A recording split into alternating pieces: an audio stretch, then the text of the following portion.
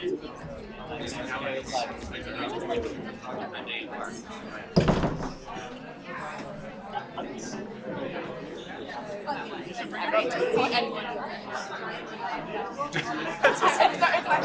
about all I swear. I'm like, wait. Now instead of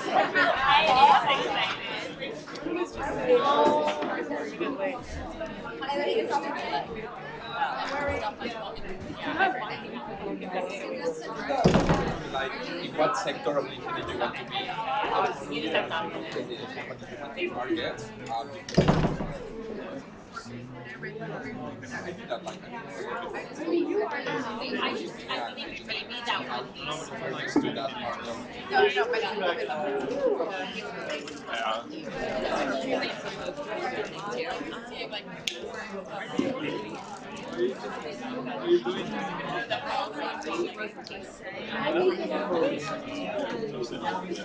like, I kind of wish that like. Oh wait.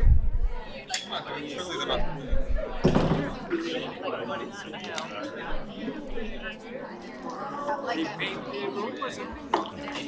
It's less gray outside. So I need to like having these interviews. That's why I'm Have a whole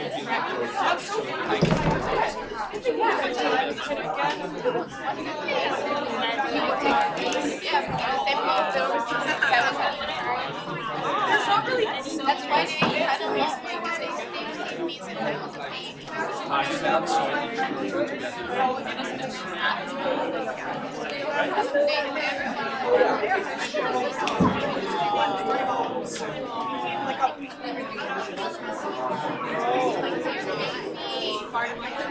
no, they were like now it's kind of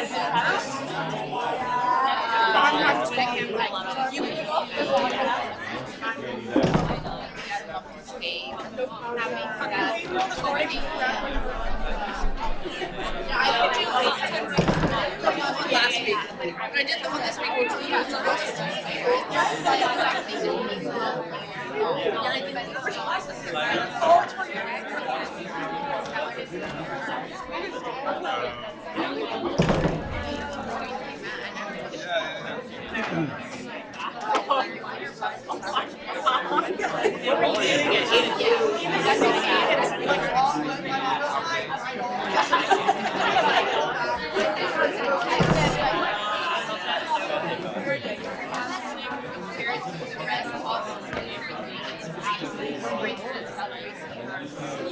What are you doing today?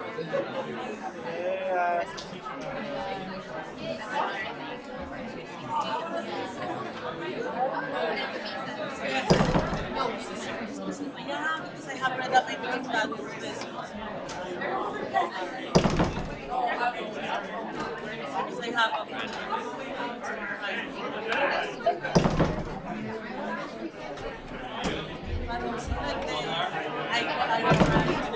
Is it taken?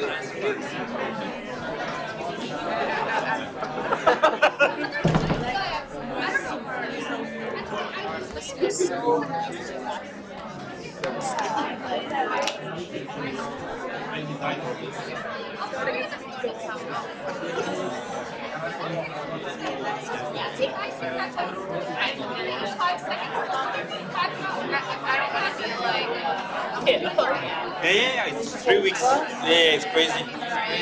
Yeah. Listen, I'm super happy because during reading week, I carved out some time.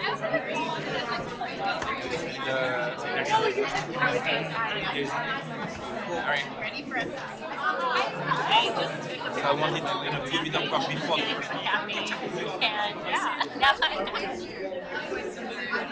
I do part-time in the class, so you do it next year. I thought the only comment in the power meeting is, you lose one round of feedback like here. So I did some stuff in reading week. I love the clarity. the dissertation as opposed to your theater.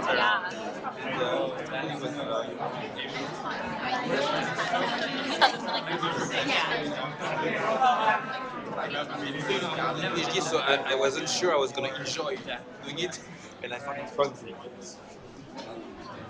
Good to see you all. So, last week we talked about carbon pricing, right? We talked about market-based instruments as, in principle, the best way to internalize climate externality. It could be either a carbon tax or an emissions trading system. And as you'll know from the first video I asked you to watch for this week, I'm motivating this week really by looking at some data that my colleagues who maintain the Climate Change Laws of the World database have produced, where they count the number of different laws all over the world that are relevant to climate change. And yes, they do count quite a lot of laws related to carbon pricing, around about 150 of them, but they count many other laws that are not explicit carbon price instruments. So these are things like command and control and subsidies. Okay? And the question is, what explains that, or what can justify that diversity of policies? Because if you were following me last week, you will have come away from last week going, right, we just need a carbon price. That's what we need to do. Problem solved, right? And basically the point of this week is to say no. The problem is more complicated than just the climate externality. We need multiple policies or instruments in any given country. Now, the first couple of mini lectures this week, we recorded as videos, asked you to watch those, and those relate specifically to innovation. Okay? So the idea there was that to make the transition to net zero emissions, we're going to have to use lots of young and new technologies. We need those technologies to become better and cheaper. That involves innovation, which goes from basic R&D all the way through to deployment. And that chain from R&D through to deployment involves a range of other market failures and constraints, such as spillovers to R&D, spillovers during learning by doing, network effects, an example being EV charging, capital constraints, all sorts of things. So we're going to need additional policies to help with innovation.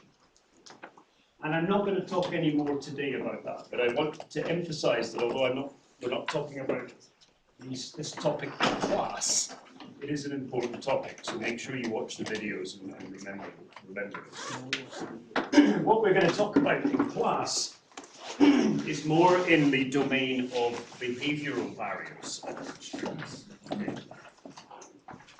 So what we're going to do today is, for the first hour, maybe I'll need an hour and a half, is go through mini lectures 8.3 and 8.4. Actually, then we're going to do the assignment. Okay, so we're going to talk about a few papers that have explored behavioral interventions to conserve energy and to help with climate. Okay, so I asked you to read 3 papers before coming here today, and I was nice to you and I said I knew you would do this anyway, but I explicitly mandated the use of AI to do so, to make it a quicker task. So I hope you got on well with that and you've sort of had a look at these papers. So we'll do the assignment, and then mini lecture 8.2 is very short and just wraps up the day. Okay? So let me bring up mini lecture 8.3. So first time.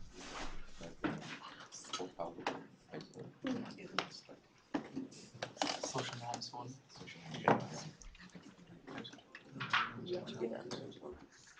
Okay, so the motivation here is the good old McKinsey map curve, which we talked about a lot in week 5, right? And one of the things that attracted our attention in week 5 are these negative cost options, right? You'll remember that these are options which would normally have an upfront cost, yes, an investment cost, but then they would pay back over a period of time in terms of reduced energy costs, for example.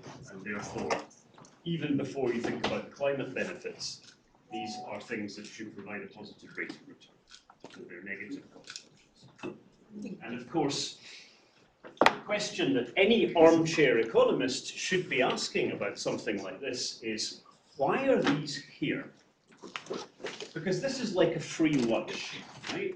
And as we all know, there is no such thing as a free lunch. Somebody always pays.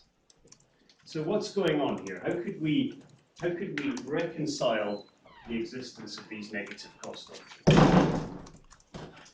Well, what I'm going to do in the next 2 mini lectures is I'm going to go through 2 largely competing explanations for this paradox.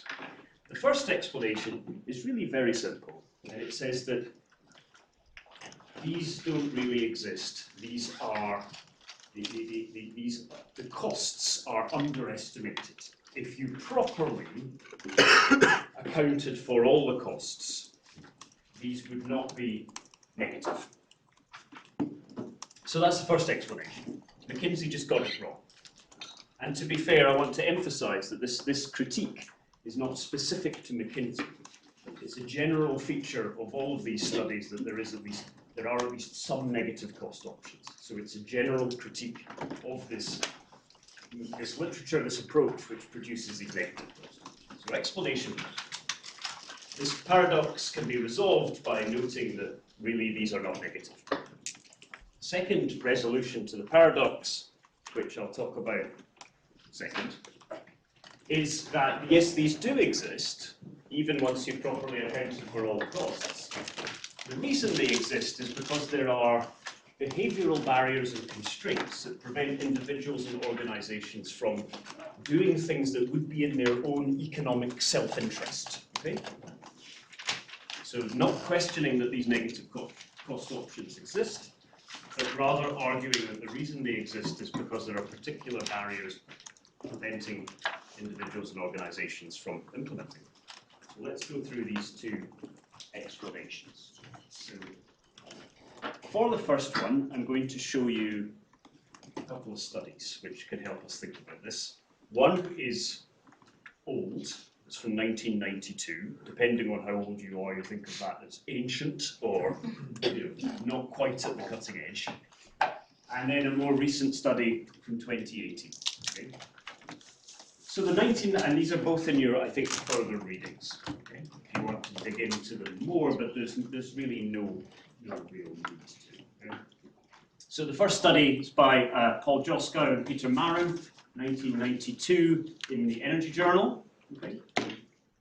And this was looking at programs that electric utilities in the US had implemented in order to help their customers save energy.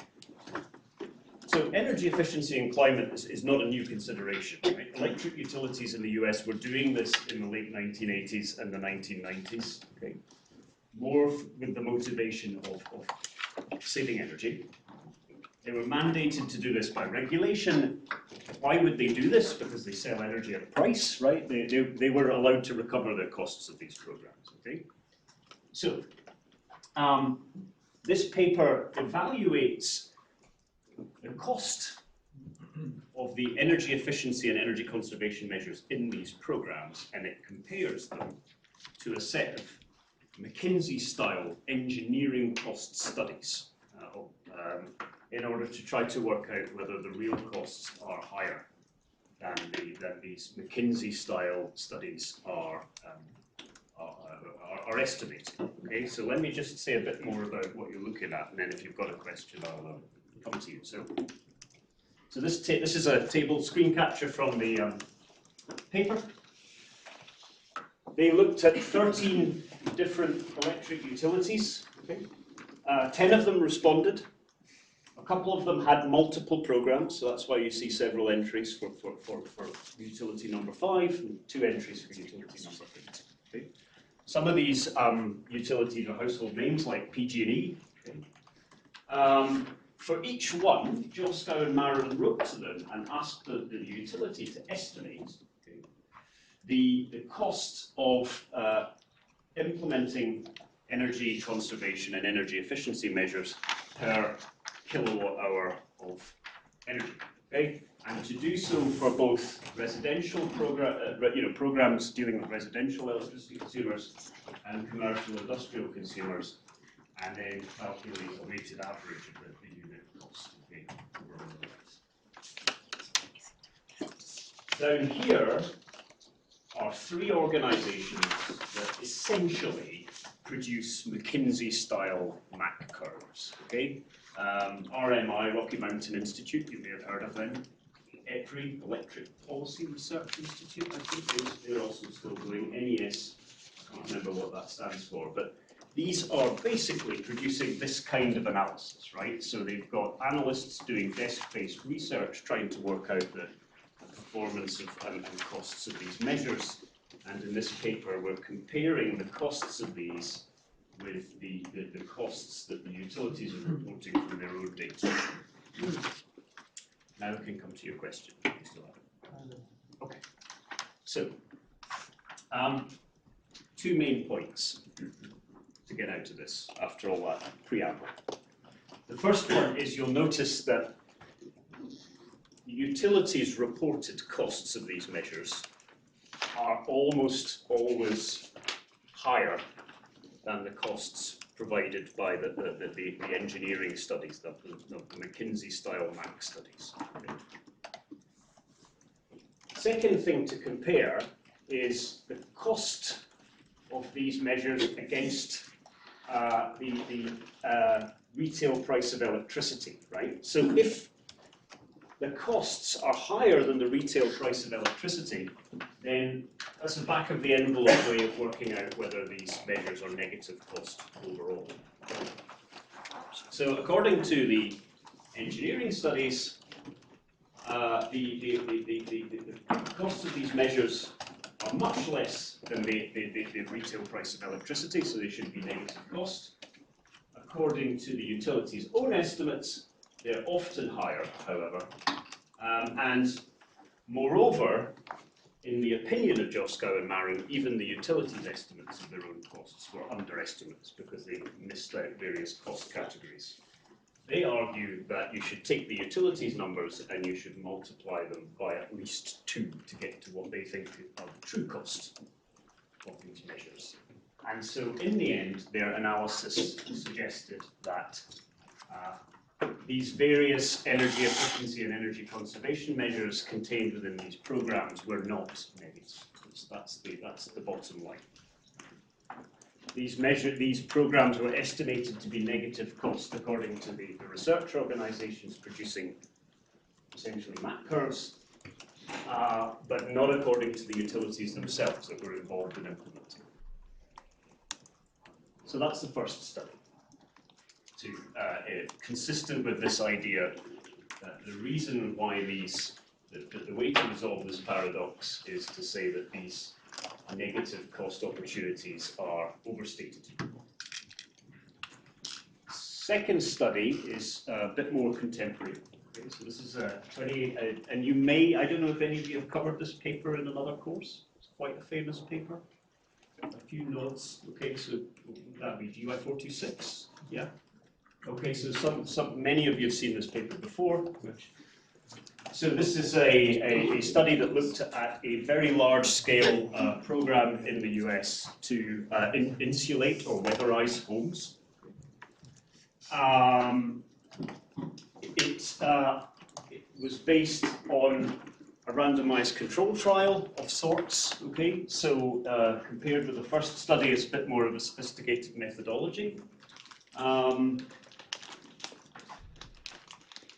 They weren't actually able to randomize the implementation of the program, right? Everybody who, eligibility for the program was determined by where you lived and your income and so on and so forth, but they tried randomization by randomly sending eligible households a letter drawing their attention to the possibility of participating in this program and encouraging them to do so.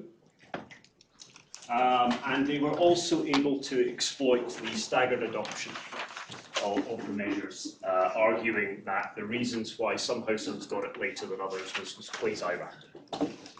Just a few remarks about how this study tried to deal with cause and effect. Anyway, what the main point I wanted to make about this study is that it found that this weatherization assistance program did not deliver large energy savings, and these energy savings did not pay for themselves. Okay? So they found that on average energy consumption was reduced by only 10 to 20%. That was 30% less than predicted by these McKinsey-style engineering studies. And the upfront investment costs of the measures, like attic or loft insulation, wall insulation, and so on, were twice the actual energy savings. Okay? So, pretty pessimistic findings in terms of how these kinds of measures perform in the real world.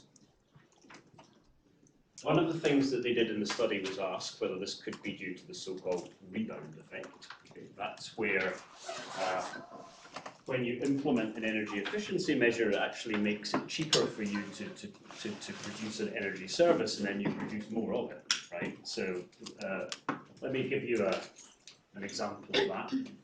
As students living in London, you might well be living in apartments with bad glazing, right? Single glazed windows. Do any of you live in apartments with bad windows? And so, you know, when it was really cold in January and February, it was probably pretty cold in your rooms, right? And if your landlord had given you new double glazing,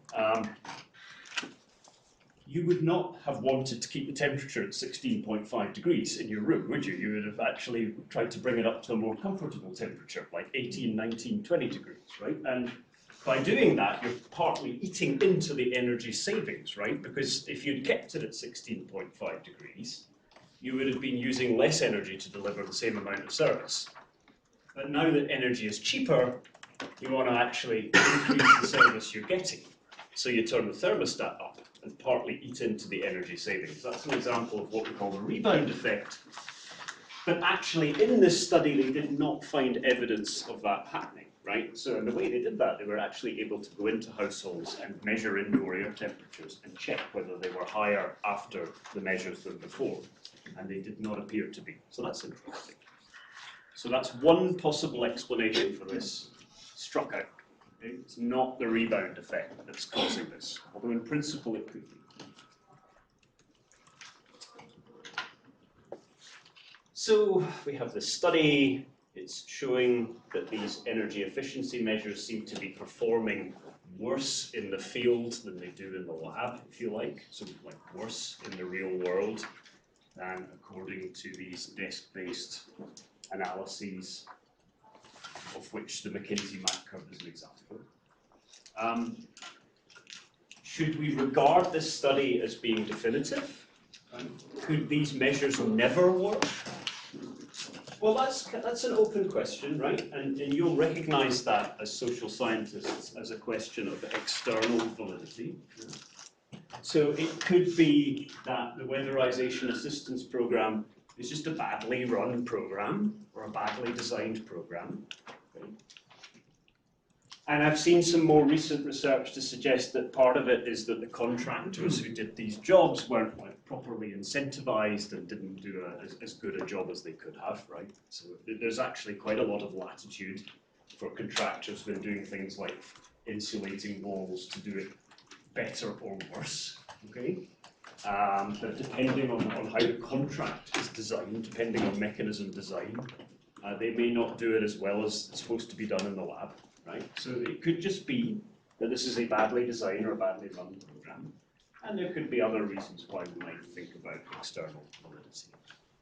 Yeah. Question on the evidence of the higher indoor temperatures. Would we not expect that with the same amount of heating and better weatherization, that average indoor temperature would be higher. Yes, but we don't want that, and that would be good for the household's welfare. But we would like them to use less energy. So if we they would keep like them temperature we would like them to constant- keep temperature constant and drop the energy. That's Exactly. the scenario which underpins. Yeah, no, good point.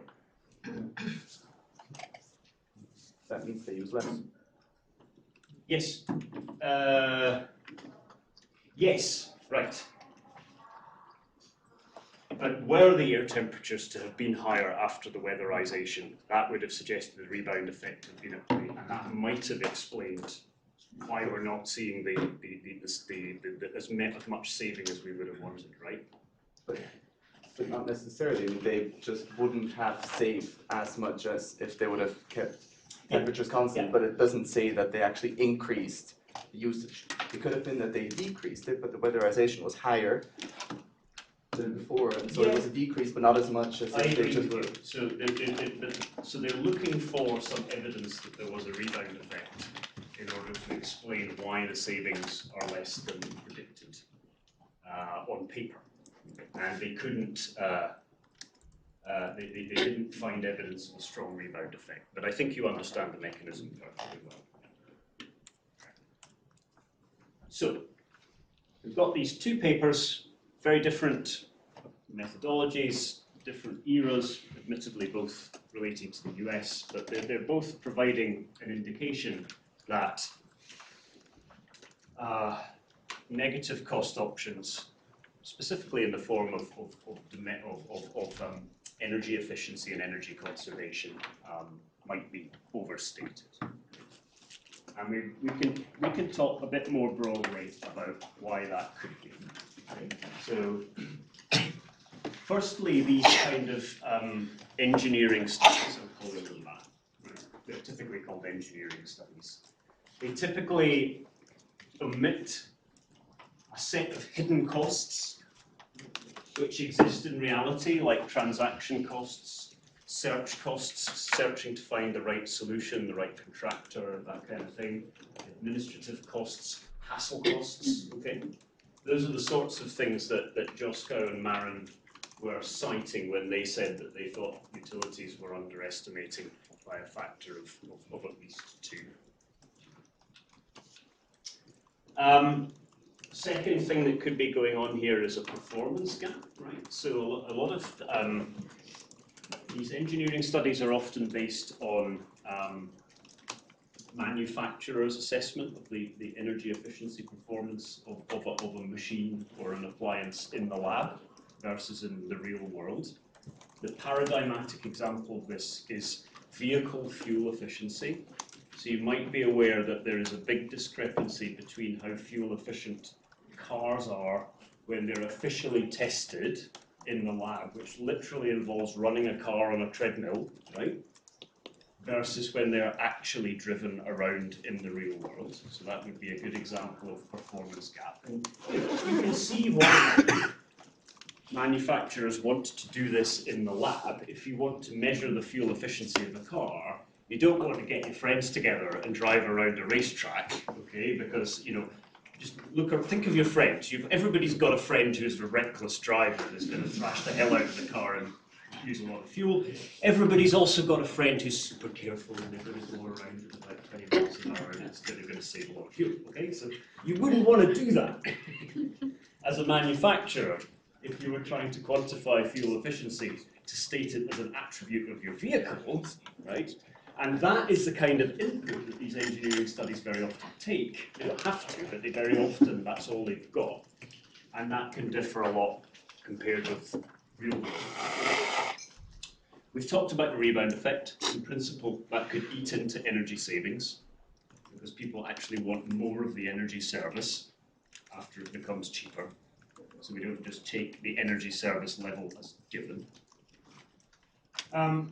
A slightly subtle point, which I think the economists will understand well, though, is that in the real world, costs vary widely by context. So studies into this show very wide range of variation in the performance of these kind of measures across different buildings, companies, and so on.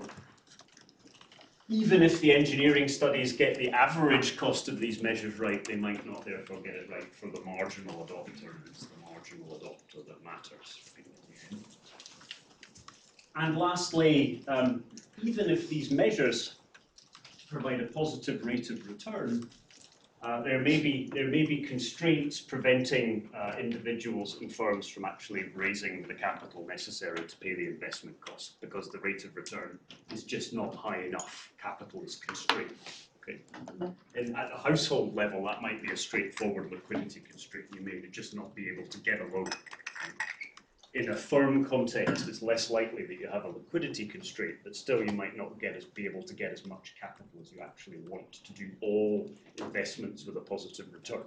So you impose some kind of hurdle rate or internal rate of return that you require, and although these energy efficiency investments are pretty good, they're not good enough. So these are all reasons in principle why negative cost abatement opportunities can be overstated, with two studies to kind of illustrate these findings, which may be affected by these explanations to varying degrees.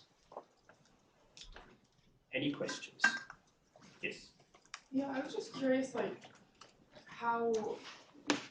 what timeline are they looking on?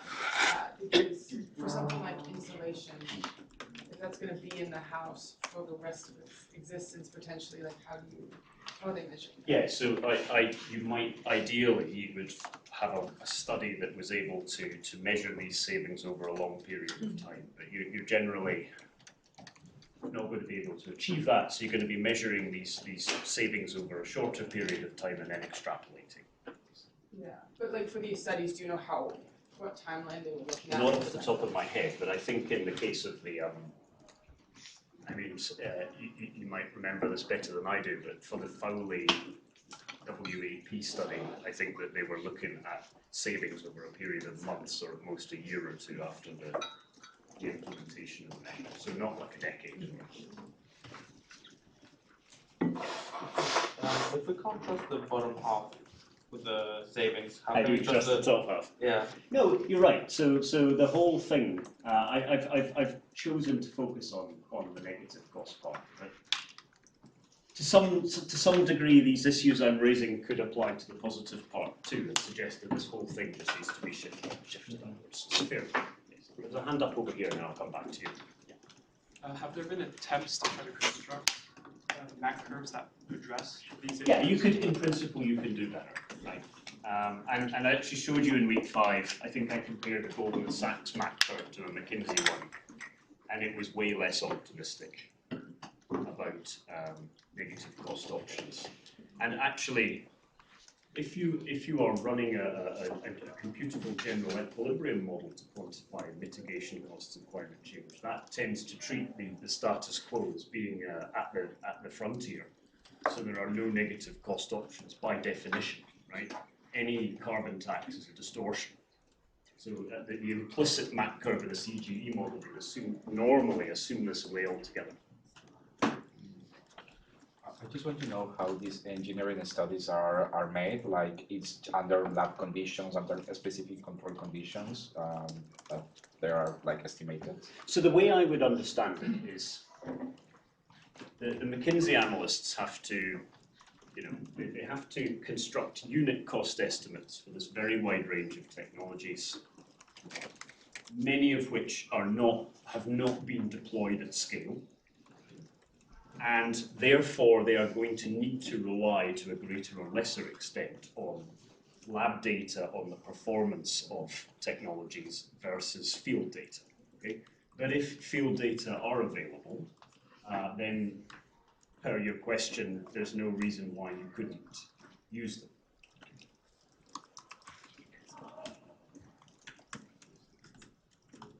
Okay, it's as simple as that for this first explanation. Simple idea, negative cost opportunities are overstated. A couple of studies consistent with that idea and some various explanations for it. You can read the summary of the main lecture in your own time, but we can go on to the next one.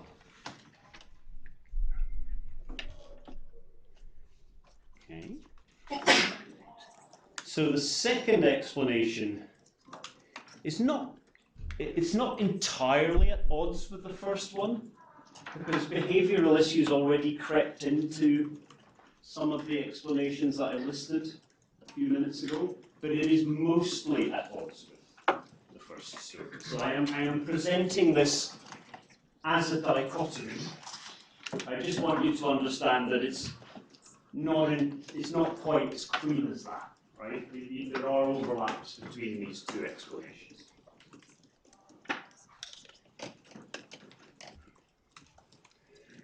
Okay, so the story here has got to start with reasons why individuals and organizations might not respond rationally to price incentives. Okay, because if they did respond rationally to price incentives, they should be doing these things anyway, right? There should not be these free lunches. So we want to think of reasons why that might be the case. And what I'm going to do in this mini lecture is I'm going to build up, sort of, start with the simplest and least challenging explanation and work our way towards explanations which are a more fundamental challenge to the standard economic model. I'm not saying that the explanations get harder to understand, they just become more and more fundamental. So the first explanations are just about shortages of information, so information failures, or incentive problems. So the idea here is that in this world, everyone is still rational. People are still maximizing utility, firms are still maximizing profit, but there might, first of all, be problems in the economy with individuals and firms being properly informed about what their options are. Or there may be problems where different actors in the economy, their incentives are just not properly lined up. So I'll talk about this a bit later on, but like a classic example of lack of information might be the energy performance of a kitchen appliance, like a refrigerator. Right? Nowadays, if you go to buy a refrigerator, there'll be a label on it, a sticker on it, telling you the energy performance. But that's exactly because without it, it would be really hard to work it out. I mean, you could kind of reason on size, right? So it could be one of these massive American fridges that you can get your whole family in, and they might say that that would use more energy than a kind of little European fridge. But otherwise, it's hard to work out, right? So that's an example of that. So, okay, that is fairly straightforward. We don't have to deviate from our assumption of rational behavior. We just need to recognize there are information problems, and we could try and do things to improve the availability of information. Second set of problems, which may or may not relate to information, but is more about incentives. The paradigmatic example here is the landlord-tenant model. So, in your poorly insulated, drafty student apartment, right, you would like it to be more energy efficient, but you need your landlord to pay the investment cost, and you, the tenant, are going to be the beneficiary in terms of reduced monthly bills, right? So, does your landlord have the incentive to pay the investment cost of the energy efficiency measures if it's you that would enjoy the reduced bills? The answer to that is maybe, provided the landlord could capitalise the better energy performance of your apartment in higher rent. Okay, that might, okay, so you might be willing to pay a little more rent if you go and view an apartment that has good windows and is well insulated, right? But there are also challenges oftentimes to landlords being able to fully do this. For example, things like rent controls, frequent turnover of tenants, therefore uncertainty about whether tenants actually value this or not, contracting problems, and so on. So it can be that you end up with misaligned incentives. So the person paying the cost is not the same as the person enjoying the benefit, even if they're both well informed about what could be done. And it's just one example. It's a more general example of what we would call principal agent problems, for which we would need to think about good policy solutions. But again, we're operating in a paradigm of rational choice here. The landlord is behaving rationally. Why should I pay £10,000? I doubt I'm going to see any benefit for this. Tenant really wants better insulated apartment so that their bills go down and their comfort levels go up. But investing is not in their interest, it's not even in their feasible set. So those explanations are not very challenging. What's more challenging is where it's where we get into the realm of behavioral economics or behavioral science, right? Social psychology. So what we want to do now for the rest of this mini lecture is just sort of go through the various phenomena that behavioral economics and behavioral science has identified, whereby real-world decision-making deviates from a sort of straw man or straw person benchmark of rational choice. So we start with that straw man or straw person, Homo economicus, economic man. I do want to emphasize that this really is a straw man. Okay? It's not like economics professors really think that this is how people behave. But it is a useful benchmark for this discussion, and sometimes when we build economic models, we need to make these assumptions to keep things tractable and simple, right? And focus on the things that matter. So let's think about Homo economicus. So Homo economicus basically behaves like a consumer in a first-year undergraduate economics textbook. Yeah? So Homo economicus has a budget constraint. Homo economicus has a set of preferences which are exogenous, right? They're given, they're fixed and they're given as embodied by a utility function.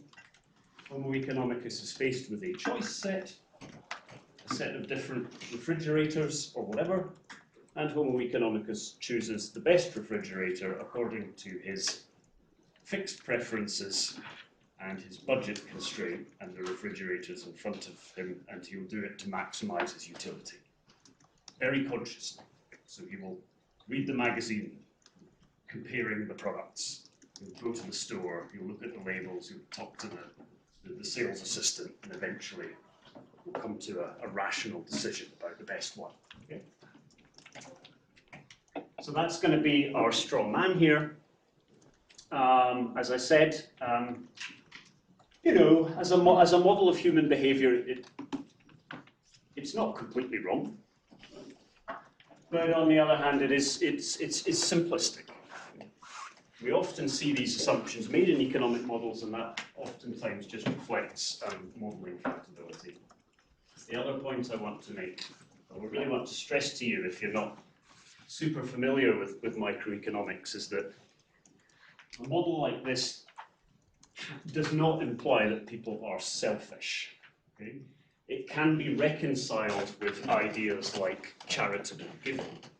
You just have to extend the idea of preferences and utility towards the benefits you get from doing things like giving to charity.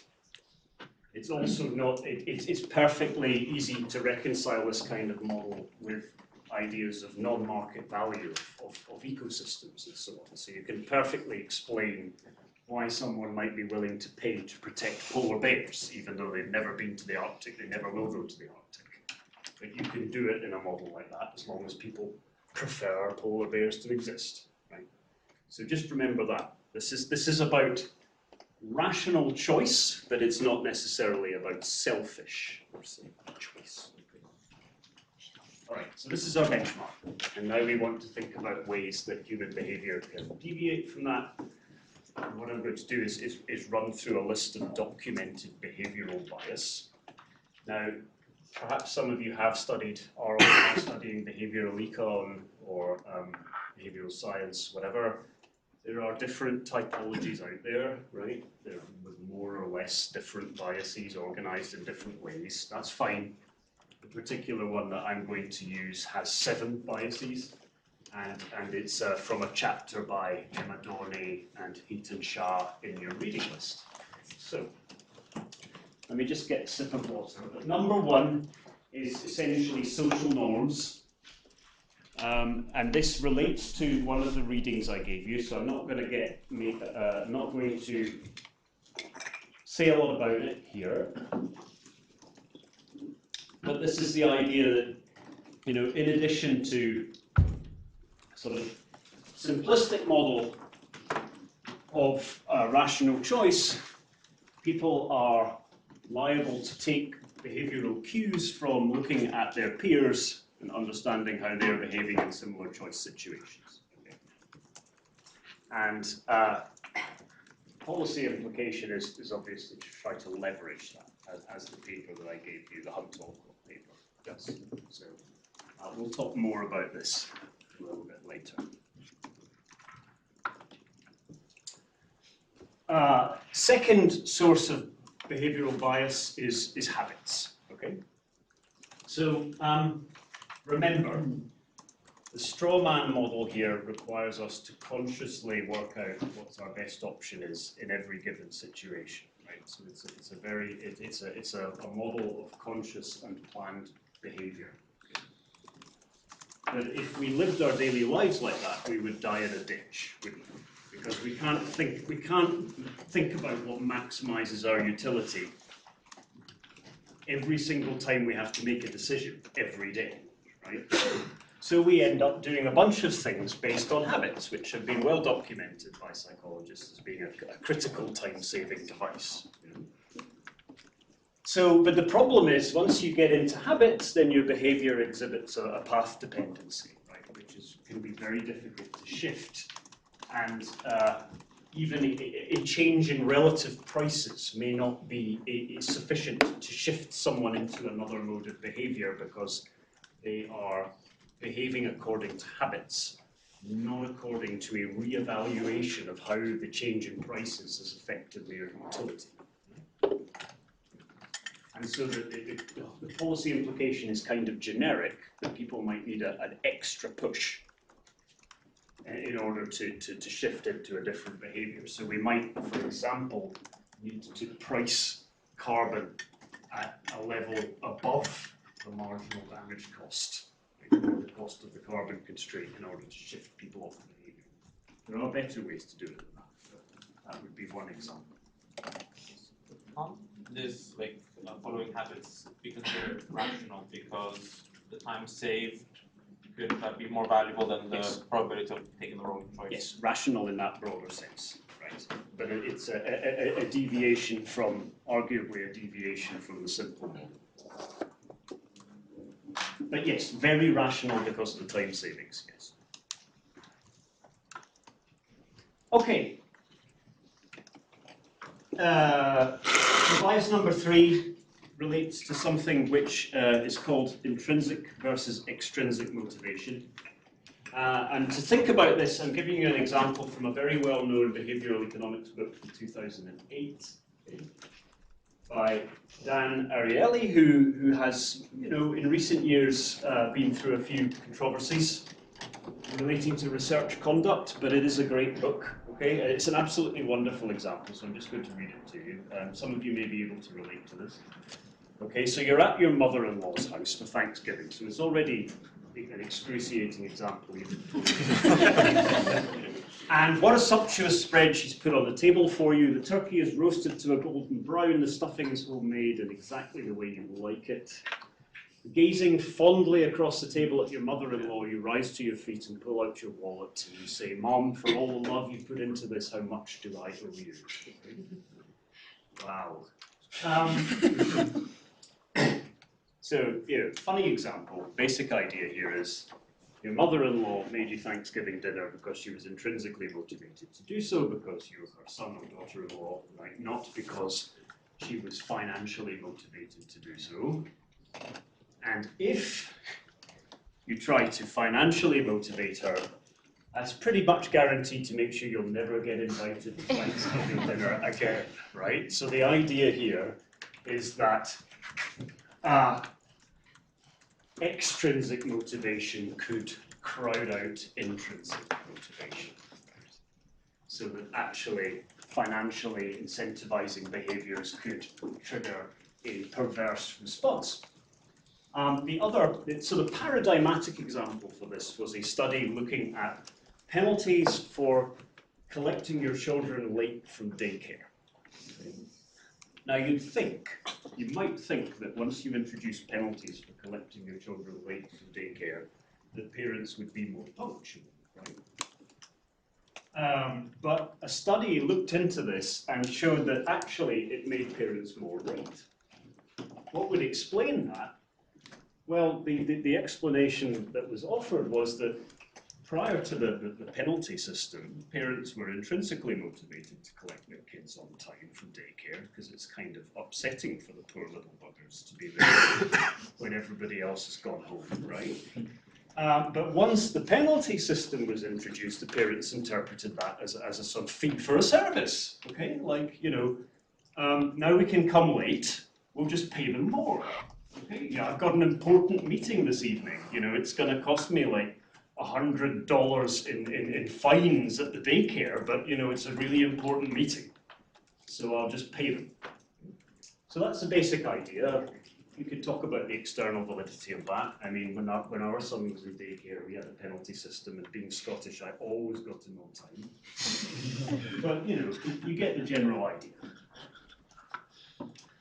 Okay, so bias number 4, people's self-expectations influence how they behave, okay, which has different implications.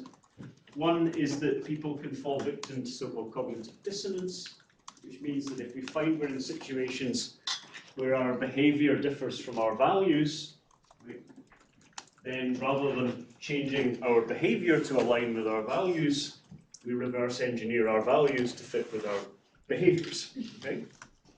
And this matters in general in environmental policy because we often appeal to moral values, right? To motivate behavior, like recycle your trash. It's the right thing to do, okay? And some of you may have the kinds of conversation with your parents where you're talking to them about their environmentally unfriendly behaviors. And rather than admitting that their environmentally unfriendly behaviors are just due to the fact that they can't be bothered being environmentally friendly, they'll give you some bullshit explanation appealing to underlying principles and politics and so on, right? Have you ever been in that kind of situation? That's cognitive dissonance, folks, okay? But more positively, another implication of this issue is that we can try to ask people to make non-binding pledges in order to increase the probability that they'll adopt pro-social or pro-environmental behaviors, right? So, classic example of this is not environmental, it's swearing to tell the truth in a courtroom, perhaps with the assistance of a religious document to put the fear of God into you, okay? But whether or not you're swearing on the Bible or another religious document, whether you're telling the truth in a courtroom is unobservable. You would just like to find a relatively easy way of increasing the probability that people will be truthful. And the idea that evolved here was that if you ask people to pledge to tell the truth to start with, then they might be more likely to actually do it, okay? Utilizing this behavioral phenomenon, and we could generalize that example to think about pro-environmental behaviors where we might ask people to make pledges to do things. Another example is dry January. Okay, do you know what dry January is?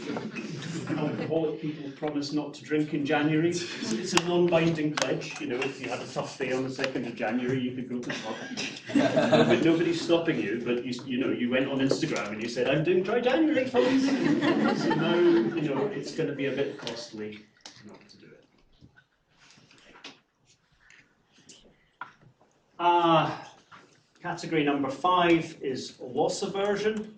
This relates to one of the papers I asked you to take a look at, so I'll explain it mainly later. Broadly speaking, it's the idea that people go out of their way to avoid losses rather than enjoy gains. It is one reason why we often observe so-called status quo bias. it's similar to habits. It can be difficult to shift people away from the way things are, the status quo, the set of behaviours and technologies that they're using. Loss aversion can explain that. And this has potentially wide-ranging policy implications. I have a question regarding that loss aversion thing, because basically I've seen two types of curves. The normal ones are like this, like simply like, okay, more or less it's worse. Then I've seen ones that are like this, but then they go like this. Yeah. And I was wondering, like, when do we use which one? Because I think, like, in the pre-lectures you gave this example of the guy from Barron's Bank that like bankrupted the bank because like when does the switch happen when we go from the normal utility curve to this other curve? I will talk about that later. I'm planning to be very precise about that. Because so the question comes from the fact that in week 4, I already told you that with diminishing marginal utility, we do assess losses different to gains. But the short answer is that explanation relates to large losses and gains. With loss aversion, you also exhibit this in relation to small or marginal losses and gains. And I'll go over this very precisely. Okay. Any questions so far? Oh wow, okay, it's 5 to 3. Let's actually take a break. 10 minutes break and then we'll carry on.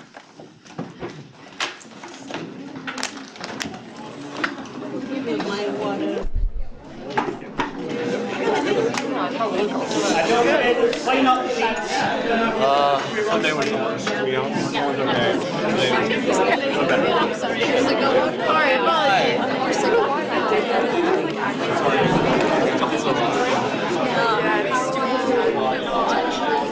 Imagine we're getting used now to fasting. Easily down there. Yeah, today it's 5. I think I saw when it was like, I think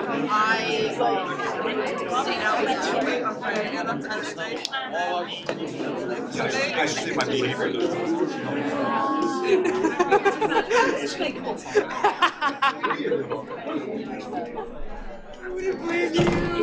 so actually, yeah.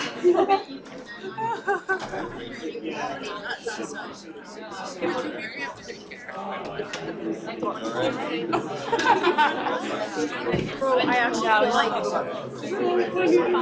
right? Sure. Yeah. My mom was always so like, everyone. No, but basically what happened is like 9 and I got like just like a chunky one and like another one like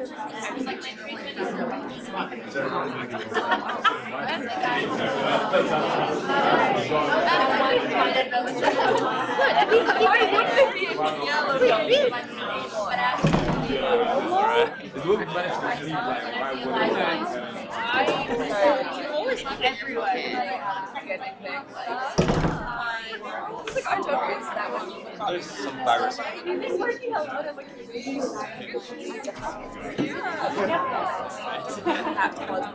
I'm always really scared that they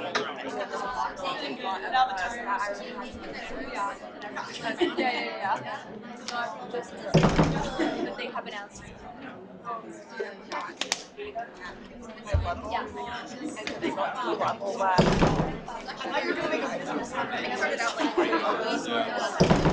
more intrinsically motivated.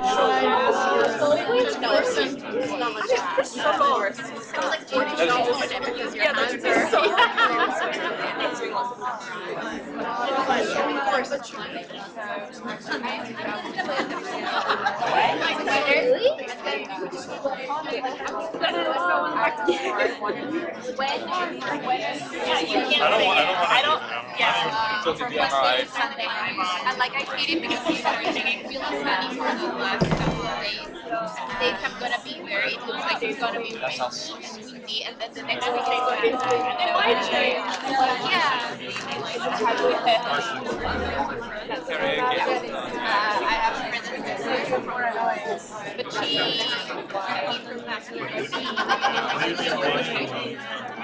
So really, the older kids really love it. And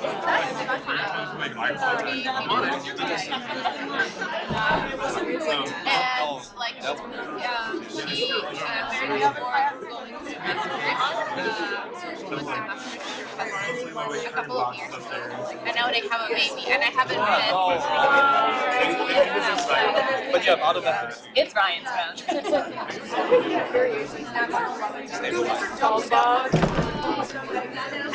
No. Why? Your head.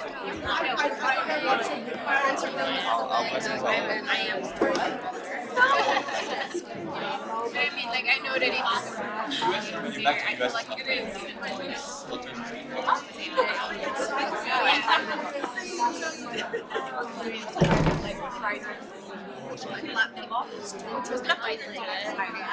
A lot. It's really hard to feel. She was like,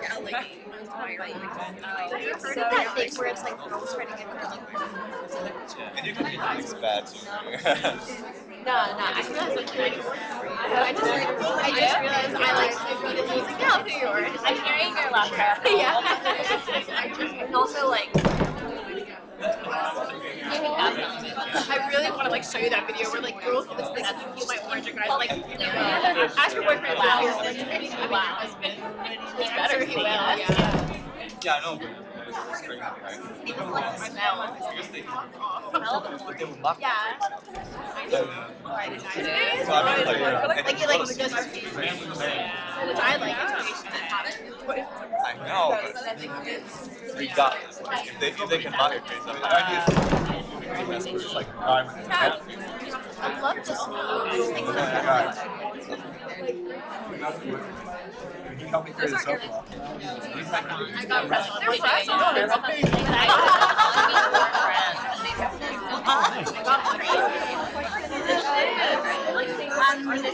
But you have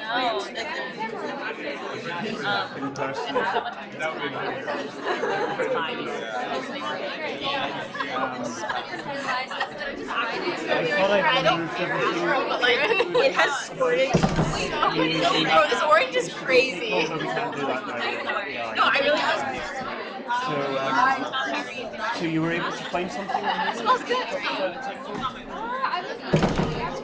This is so simple. Okay. I have no idea. All right. Yeah. No, it's going to be in person. I'm setting aside the whole of week 11 to brief you guys about it and to start practicing answers and things. So, and we're still figuring out a few of the details, but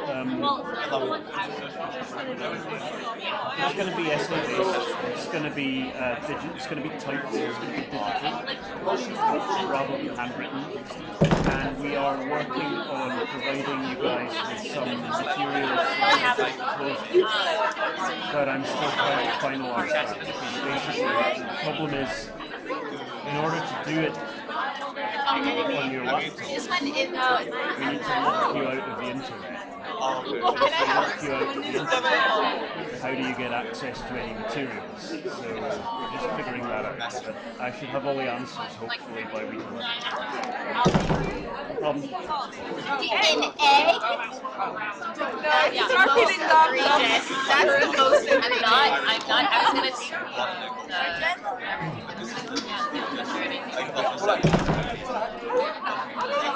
That was a compliment.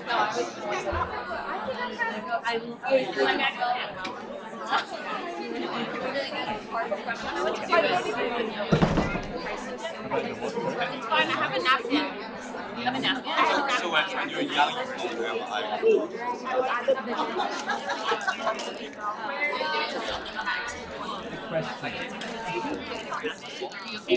Phenomena I'm talking about right now have been widely enough observed in different studies to survive that. I don't know. I'm like, There definitely have been problems replicating specific studies. Yeah, I mean,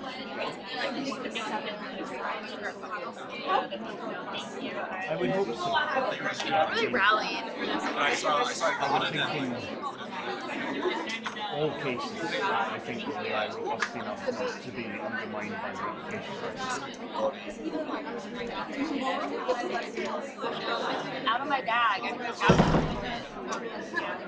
Well, we're going to talk about that in many ways for the whole of the rest of today.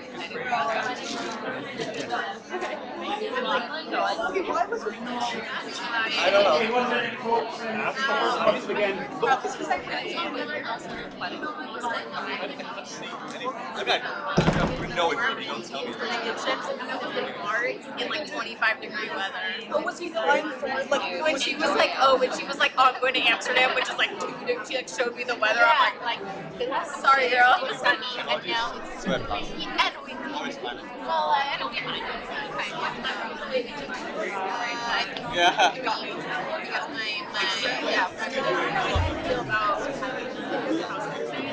So then, well, I wish.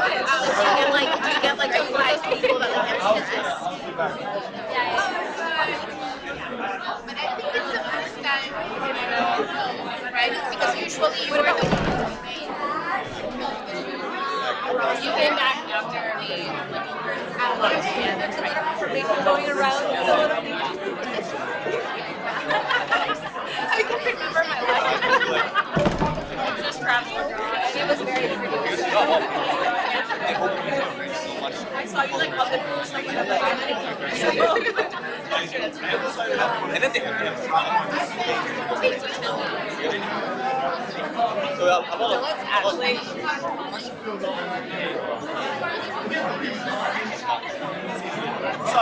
hard.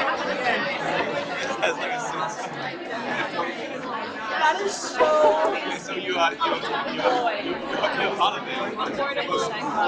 It's relative term.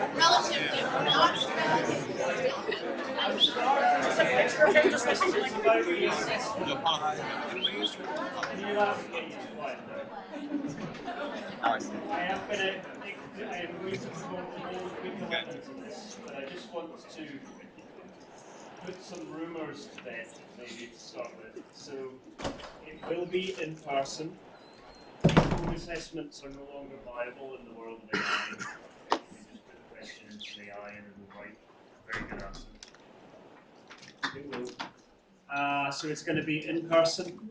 It's going to be essay-based, as it always has been. That's not going to be different. It is going to be digital, so you're going to be able to type your answers. You don't have to handwrite them.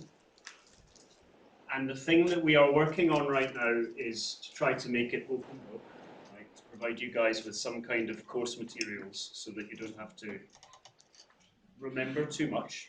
Bearing in mind that it is not a memory test anyway. It's not a test of how well you remember facts and figures. It's a test of how well you understand concepts. But we are working on that. But we haven't completely figured that out yet, because a digital exam requires you to have your laptop that must lock you out of the internet, otherwise you can just stick a question into AI. But if you are locked out of the internet, how do we provide you with materials? That is the thing that I'm working on with our team. Okay? So those are the broad details that I can give you now, but we'll spend the whole of week 11 preparing. Yes?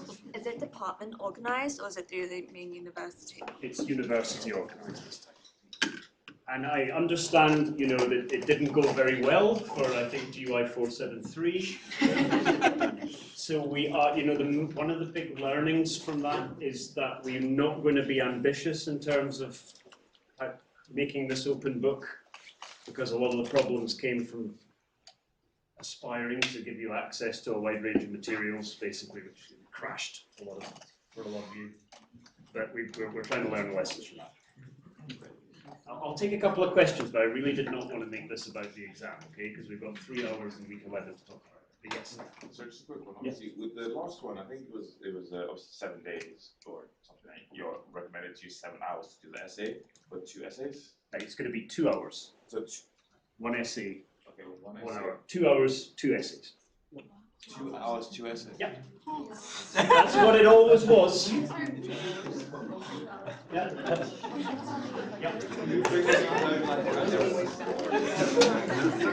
We will provide everyone with all you can't bring in your own.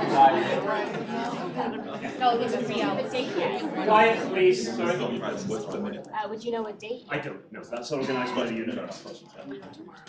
So 4 years from when this course started, it was a 2-hour exam, 2 essays in 2 hours. And look, we calibrate our expectations, right? Hardly anyone ever fails this course. Many people do well, right? We will set our expectations appropriately. Do not be terrified, okay? 2 essays in 2 hours is a challenge. I get that, right? But this is, you know, there are pros and cons of AI, and one of the cons is we have to assess you in this kind of way, because otherwise you can just use AI. So what we can try to do is we can make it digital, so you don't have to handwrite, because like me, I guess, I would find that very hard. I can't write anymore. And we are also working on providing you with materials, so you don't have to hold everything in your head. It's not a question, it's a PSA, because I don't know if everyone's tried DigiExam on their laptops, but there are. We will. Okay, but it's the department. We are going to make sure that everyone has a trial run. Cool, and there's a way to request loaner laptops. Yeah, we'll sort out all those practical details. It's a unique problem. Are you going to require citations? No. Not if it, I mean, when it was take home, yes. In person, that's too much to ask. There's 73 they required it. Pardon? For the last digit exam, they required it. It was quite challenging. Okay, no, I'm not requiring that. I mean, it belongs to a class of things that I would say differentiate an average or good essay from a really excellent one, but it's not a requirement. Okay, that's all I'm saying for now. Okay, so let's get back to the lecture. Okay, so where were we? We were going through a list of behavioral biases. We'd done social norms, habits, intrinsic versus extrinsic motivation, self-expectations of behavior, loss aversion, and now the 6th one is about computation. To motivate this with a question, which you can all read very quickly and answer quickly, okay? Bat and the ball costs $1.10 in total. The bat costs $1 more than the ball. How much does the ball cost? How much does the ball cost? 5. Correct. But did any of you immediately go to 10? Okay. Yeah. 10 is wrong. But you're not alone. This question has been asked of highly educated graduates at world-leading universities many times. And a lot of people are often drawn to 10 cents because of the kind of subliminal visual cue of the $1.10, okay? The basic point it just illustrates is that we're actually quite bad at computation, because that should have been really extremely easy. And although I only gave you like 5-10 seconds to answer it, you know, we do make a lot of decisions in day-to-day life where we have to decide on things quickly, so we do have to make some mental calculations, okay? And so the straw man model requires us to be good at computation, but actually oftentimes we're not. So we do things like overestimate the probability of terrifying rare events, okay, which is a form of salience bias. We can be subject to framing biases. A great example from public health is that if you are asked, or from medical science, is if you ask someone whether they want to undergo a medical procedure, and you tell them that they have a 1% chance of dying, they may make a different decision to if you told them they have a 99% chance of living, right? Which is not rational, because the probabilities are the same, but they're framed differently. Right, last bias is about perceived efficacy and people needing to feel as if their behaviors will be effective, and the implications if people feel like their behaviors won't be effective in actually solving the climate problem, which is, after all, a problem caused by all of us. This is different to the tragedy of the commons and free riding. That's something we'll talk about in a couple of weeks' time. This is more about not responding, not thinking about your contribution to the climate problem rationally. So that's the 7th, okay? So we've been through this laundry list of behavioral biases. Okay? They are broadly speaking, the alternative explanation for the existence of negative costs, okay? Because they suggest that people are not responding rationally to economic incentives. We also talked about information and incentive problems as being a more straightforward explanation of what happened. That is the end of the lecture. And for the rest of the session today, we're going to do the assignment, so there's going to be plenty of time for discussion and working through the papers. Do any of you have any questions before we do that? Okay, then we can move to the assignment. So, the assignment is really in 2 parts. So the assignment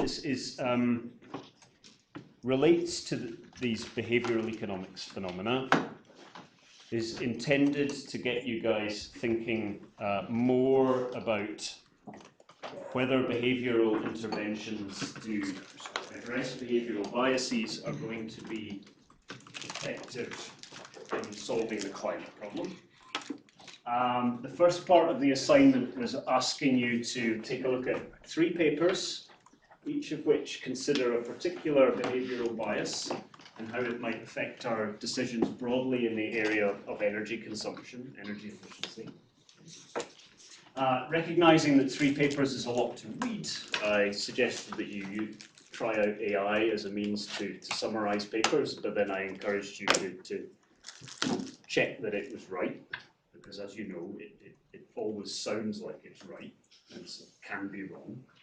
Okay, and what I want to do for the first part of this session now is just discuss these 3 papers. Okay, so we are going to try to answer 4 questions about each of these papers. I'll write them on the board, and then I'm going to give you 10 minutes to do some pairing and sharing and compare notes. So question 1 is, which behavioral bias or biases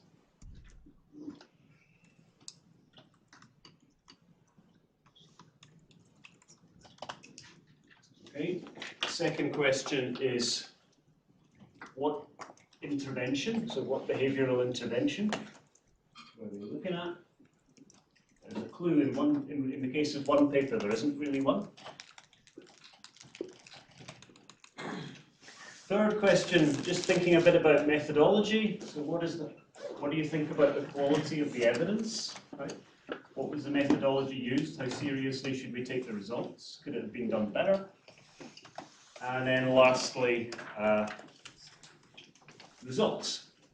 Right? How effective, in particular, how effective was the intervention? So to break up the monotony of me talking to you, take 10 minutes with your neighbours to compare the 3 papers on these 4 dimensions, okay? And then we'll come together and we'll summarise each. Off you go. Mister, how are you doing? Okay, great.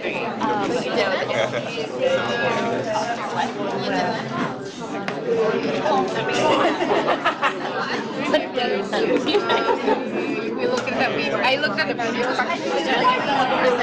It'll be good to talk about. It didn't take that long, but each of them, one of them was and free cycling together.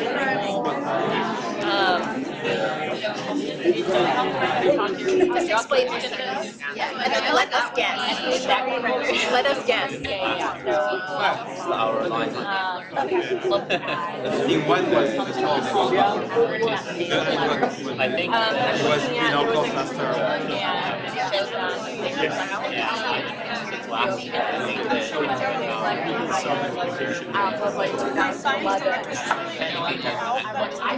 So interesting. Yeah, you brought it up. It wasn't like a quick study. It was in a seminar paper. So yeah, just like No, that one. yeah, I don't know like That which one. Sure. The other one.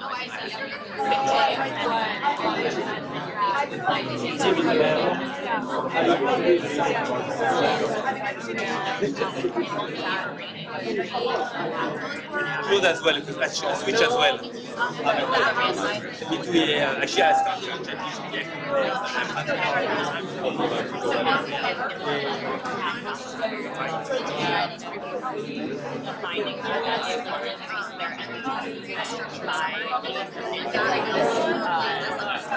So just like by receiving the letters, the average treatment effect of letters have information for them. not entirely switch, but Letters have information for them to learn, like renewable generation. Yeah, like comparison. Yeah. So the first one probably yeah. Have these set faces are like that's what we have in yeah, my parents received one and they had like a happy so then I like try to make certain I also wonder if it should be a combination of a multiple step, but I know this one's like a square question. So this is kind of basics for making the screen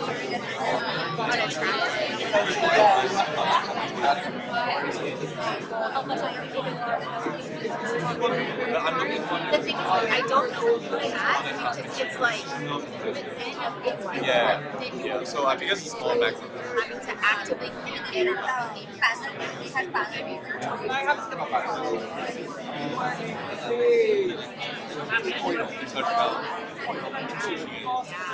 but I agree. There's also something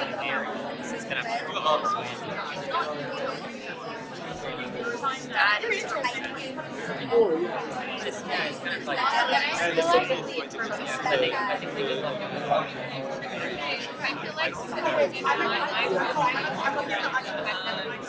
like financial rewards. I think you might have a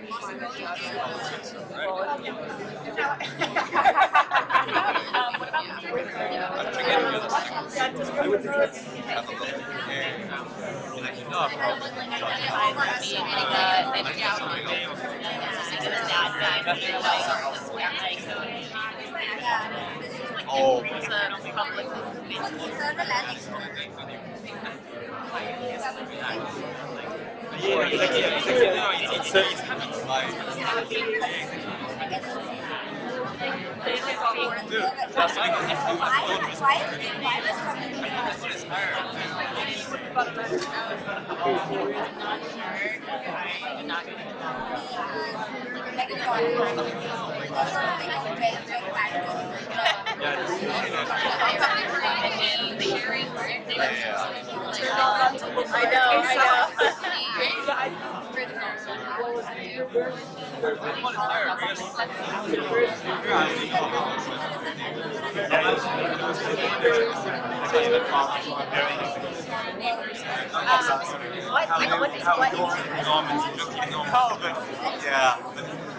Oh. So I mean, like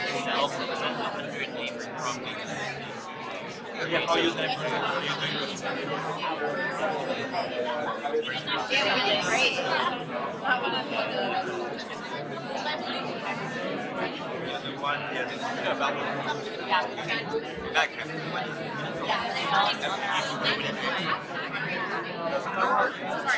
So what you were saying down.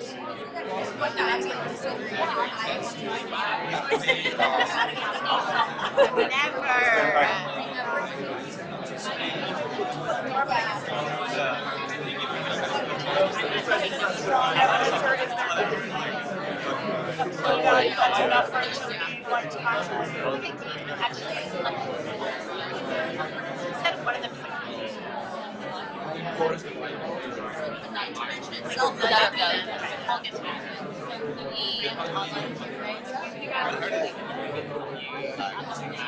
A bunch of things.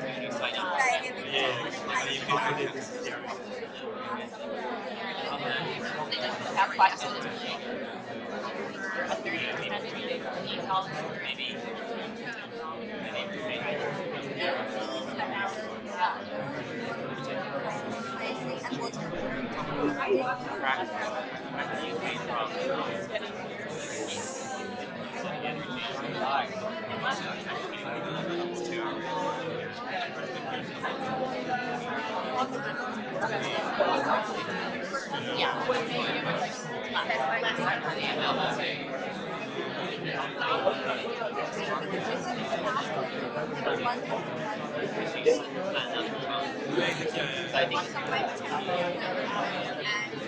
Whether they own things like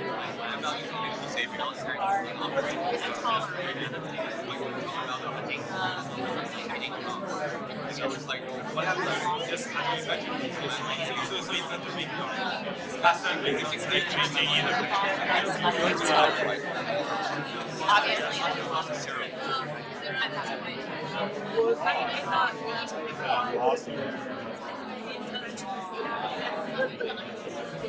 it's the survey, like the survey with he wasn't like trying to.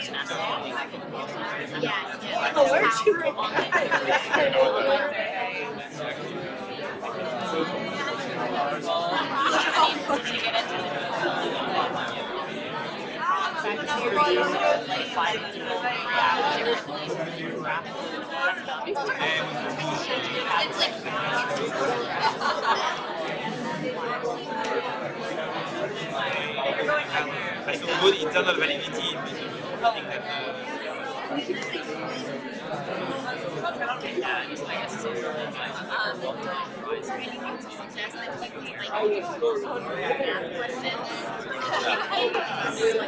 Percent of $5 or like Oh, it's like motivational. Or like 20% of 20% of $25, and they were like, what? Yeah, but I think I have 100% was.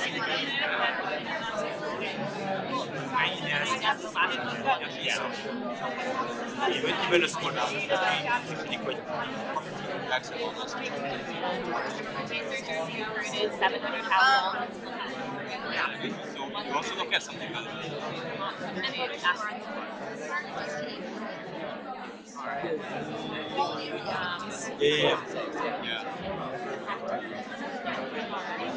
A higher electricity rate. men still earn a living.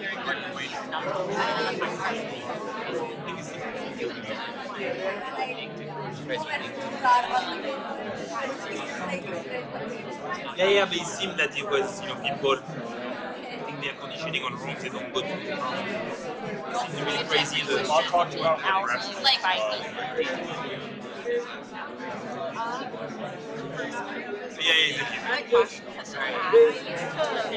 I used to also. Yeah, but the reason why it was because it was. So it seemed that it was actually it was just the religiousness was Anything about like the kind of and I wonder why it would do that. And it was a misjudgment, I think. they were trying to reduce that. Right. That was like their goal. Yeah, I think the number of I think that's the biggest critique.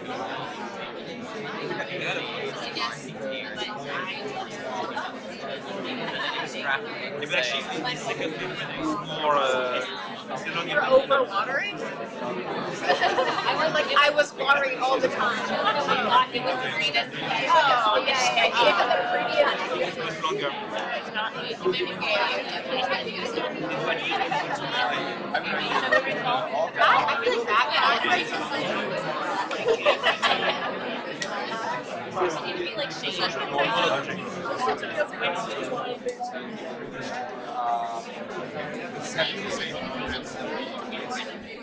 We have like honest hours, most of like sustainable things we have. Wait, I missed sentiment results. So moral swing reduces 90%. Economic incentives reduce 2 more minutes. 17%. Half information stored in the world that economic incentives reduction. Moral swing overburden. Okay, because that was absolutely and which one has they asked us.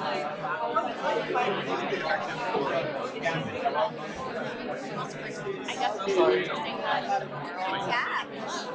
So I think that we don't know how sticky behavior habits, so even like demand, maybe how restrictive it is. Summer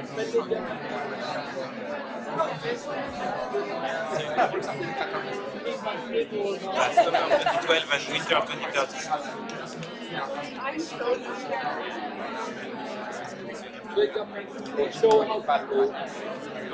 Yes.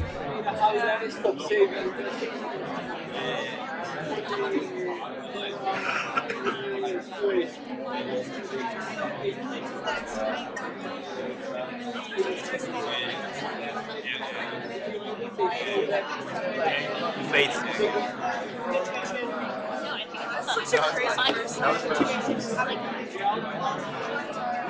But the thing is that, you know, as no, I really want to talk about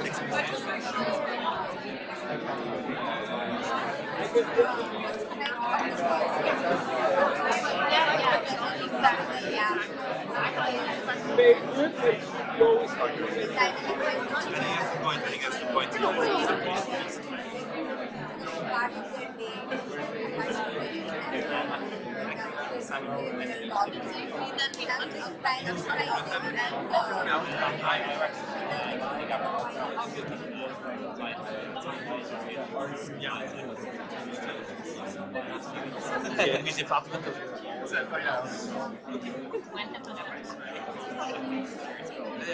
middle of it. All right.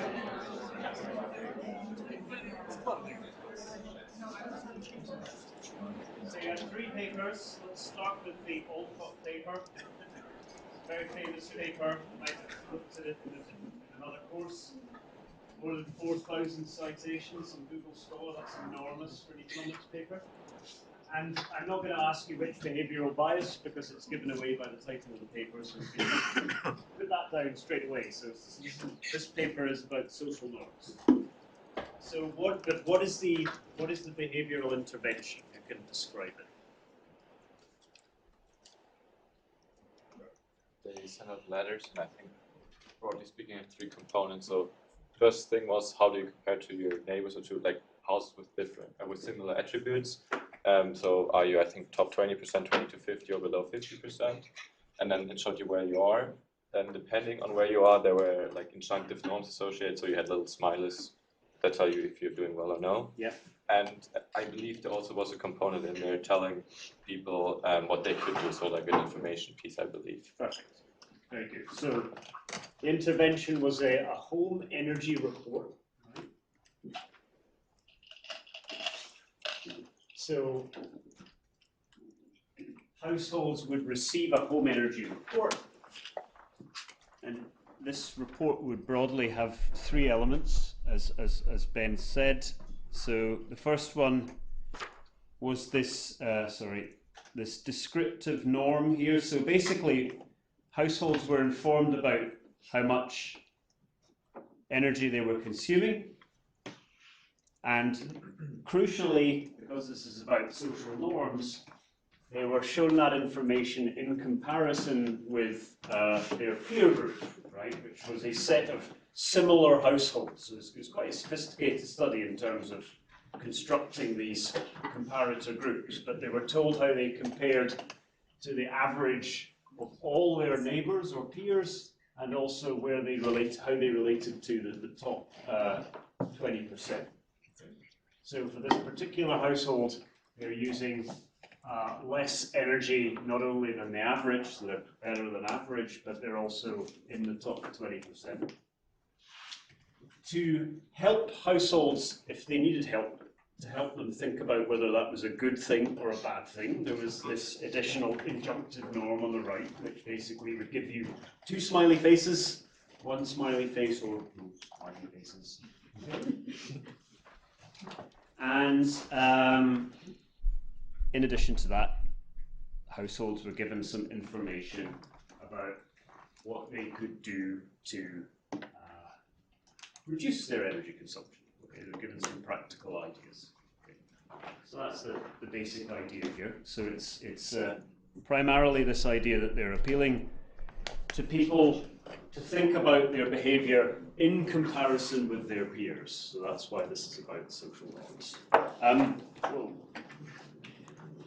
Thank you. So quality of evidence. So what kind of study is this? It's an RCT, a randomized control trial. Should we think of it as a good one or a bad one? Good one. Why? It was big, so I think it was N equals 600,000, something like that. That's enormous. Why else? Because it was all the people of those energy companies, and not just people that wanted to take part. Yeah, so it's proper randomization. So unlike, say, the Fowley, Greenstone and Wolfram study I mentioned earlier this afternoon, where it was already people who were eligible to participate in the scheme.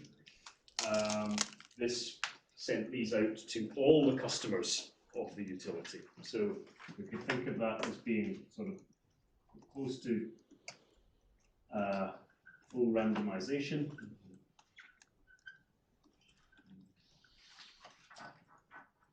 Yeah, yeah. It also is very robust because they use like different specifications and different strategies and obtain like similar results. Yeah, so you did. You're right. So it's sort of I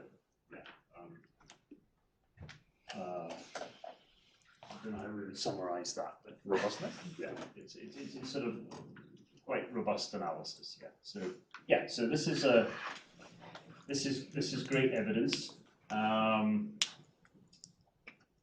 But any caveats?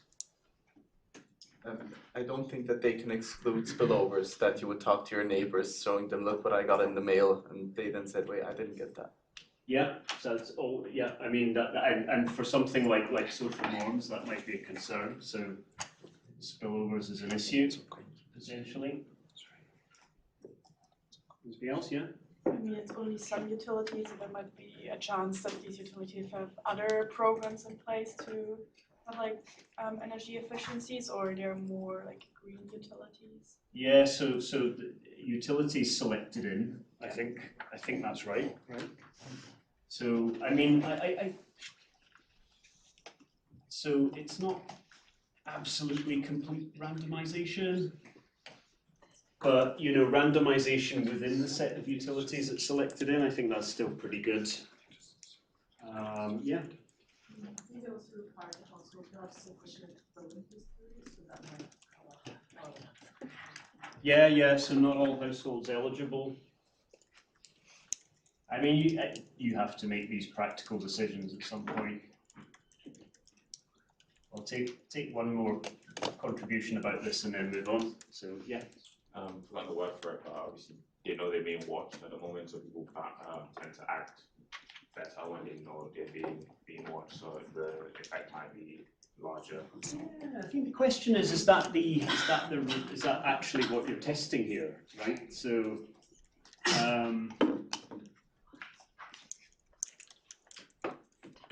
That's more if the descriptive and normative and then yeah. I think normative norms are what's making the effect, not necessarily the fact that they're being watched. Well, they will. I mean, they should know that their utility knows how much electricity they consume.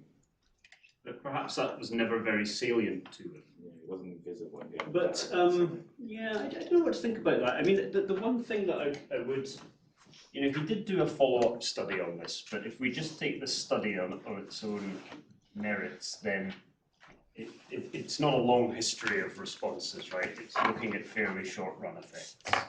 I need to manage my time a bit, so I'm going to move on. I know that there are a couple of hands up, but broadly speaking, this is good evidence, right? This is an RCT, a randomized controlled trial, very large sample, close to full randomization.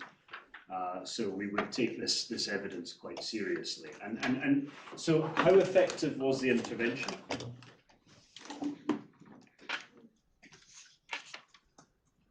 Quite, yeah. Yeah. I think it was on average 2% reduction.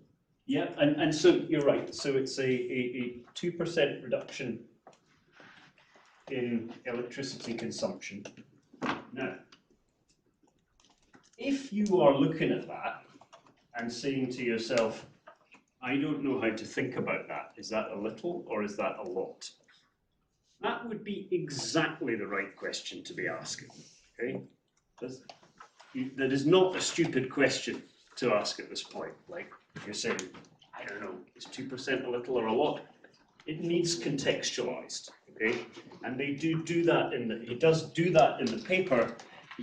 He basically reports how much would, you know, given our best understanding of the price elasticity of demand for electricity, both in the short run and in the long run, how much would prices need to change to induce a 2% change in electricity consumption?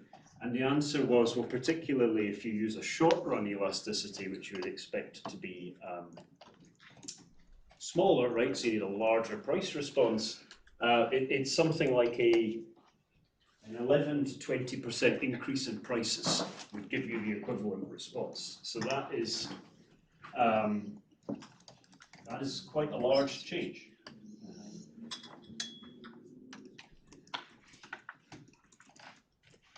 Approximately equal to the effect of an 11 to 20% increase in prices. Now, that is the so-called average treatment effect. Right? When we interrogate these studies, we think, first of all, about the average treatment effect, the ATE. But in this context, as in every context, we're interested in how the treatment effect varies across the households that are treated. Okay, so what is the particular concern in relation to this study? Boomerang effects? Yeah, exactly, the so-called boomerang effect. So if you're being shown that you are worse than average or worse than the 20th percentile of your neighbours, you might want to improve so that you're better than average, because everybody likes to think that they're better than average, right? And famously, we all believe that we're better than average in almost everything, which can't be true. Right? But what we would worry about is, for example, for a neighbour, for a household like this that sees that it's in the top 20%, it might look at this and think, oh, well, hey, we should use more energy, right? We're being a bit too frugal here, okay? And so he tested that, but he did not, fortunately, find that. So a lot of the average treatment effect was coming from households that were worse than average, that were high electricity consumers. But fortunately, there was no statistically significant increase in electricity consumption for the households that were using the least. So, overall, pretty positive study regarding what we might expect when we appeal to social norms to get people to reduce their energy consumption. So that's the first step. Yeah. Maybe another point to add to the results, that they also did an RD on the injunctive norms and found that those actually had not such a big effect. Yeah, so yeah, you're right. So he tried to take a look at specifically what is the effect of this injunctive norm. He did not really find anything. It's quite an interesting research design problem. How would you do this? The basic idea was that this box is imposing discrete boundaries on what is in effect a continuum of households, right? And so you can exploit the fact that you've imposed a discontinuity on a continuum of data to actually look at households that find themselves on either side of this arbitrary discontinuity. So if you're a student of econometrics, this is exactly where a regression discontinuity design would be used. Do you think, like, because that's appealing more to the kind of do the right thing behavioral, like the smiley faces, it's kind of saying that actually that behavioral impulse is not as strong as comparative? So it could be that. It could be that actually this is turned out not to be giving households much more information than they would get out of just looking at this part.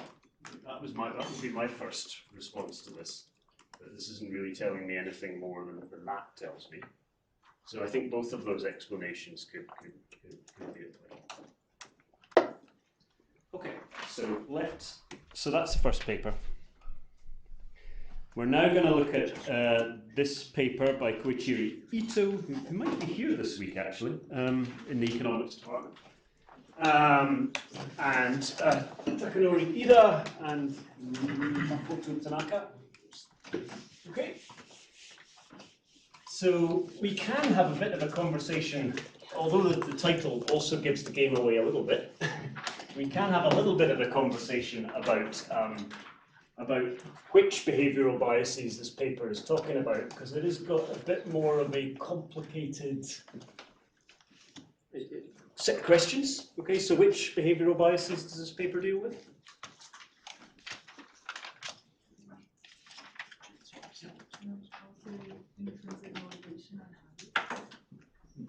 Yes, as separate issues. So I would say that the top line issue that this paper is interested in is intrinsic versus extrinsic motivation. Okay, I'd say that's the thing that they are most especially interested in. But they are, you mentioned habits. They are interested in habits as a means of explaining how households respond to their experiment. Okay? And it's not just habits, there's a couple of other things that they look at. Yeah. Habituation and dishabituation. Yes, so these are not the same thing, right? So habits and habituation sound like they should be the same thing because they're very similar words, right? But they're not actually the same thing. Right? Habituation means getting used to something. Dishabituation means getting unused to something. And habits are mechanisms or tools, if you like, that we use to save time and get through the day. Okay? So that's what this paper is about. How does the intervention work in this case? They said two types of treatments. Yeah, so we'll just stop you immediately. So unlike it's a more complicated paper than the Olkoff paper in the sense that there are two types of treatment here. So one is direct moral suasion in a way of text messages in peak hours during the summer and the winter. Yeah. And the other one was dynamic pricing, like higher prices during those same hours. Yeah, exactly. So we're going to be comparing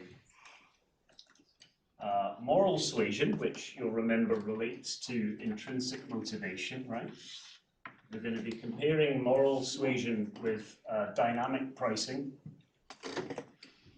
which appeals to customers' extrinsic motivation, and we're going to see which one essentially is more effective. Okay. The context is, again, energy conservation. Country this time is Japan. The particular setting here is trying to reduce demand in peak hours. Okay, and there are two tools for doing it. One is that households who were subject to moral suasion basically got pinged and encouraged to conserve energy for sort of more on moral grounds. Right? And the other set of households faced one of these dynamic pricing schedules, which would basically charge you more for your electricity during periods of peak demand. normally electricity tariffs are flat, right? Which is not an efficient way to allocate electricity, right? Prices should be dynamic. Higher prices should be charged when it costs more to supply it, okay? But in many places in the world, electricity doesn't work like that. You just pay the same unit cost. Right. Okay. So, and whether you were in group 1 or group 2, you've got a smart meter and an incentive to participate. So what do we think of the quality of the evidence here? So as you know, I can tell you, obviously this is an RCT because we've been talking about treatment groups. But how do we feel about this experiment? Yes? Just slightly less confident in the first one in terms of, I believe it was self-selection into this one, so it's not as random, so I think that affects the external validity. Yeah. Though keeping the internal validity quite good. So we had, the trouble is they had selection into the experiment, okay, or the RCT. Unlike the Alcott example, where all the customers that were supplied by a particular utility would be either in the treatment or control group.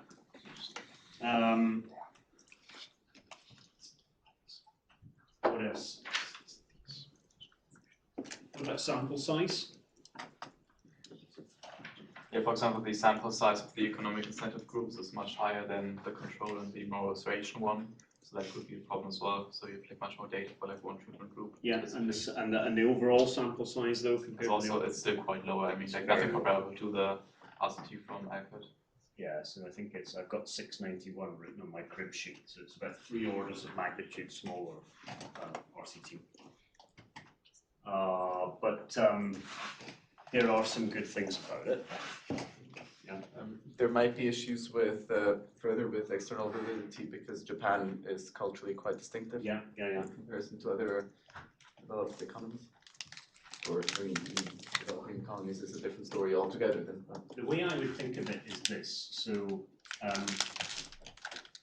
think this is particularly relevant because we're testing moral suasion here. So you know, moral suasion raises questions of culture, which raises questions of external validity. That's the way I think about it. But on the upside, I think one of the, apart from the fact that there were 2 different kinds of treatment, which is just an interesting research design, right?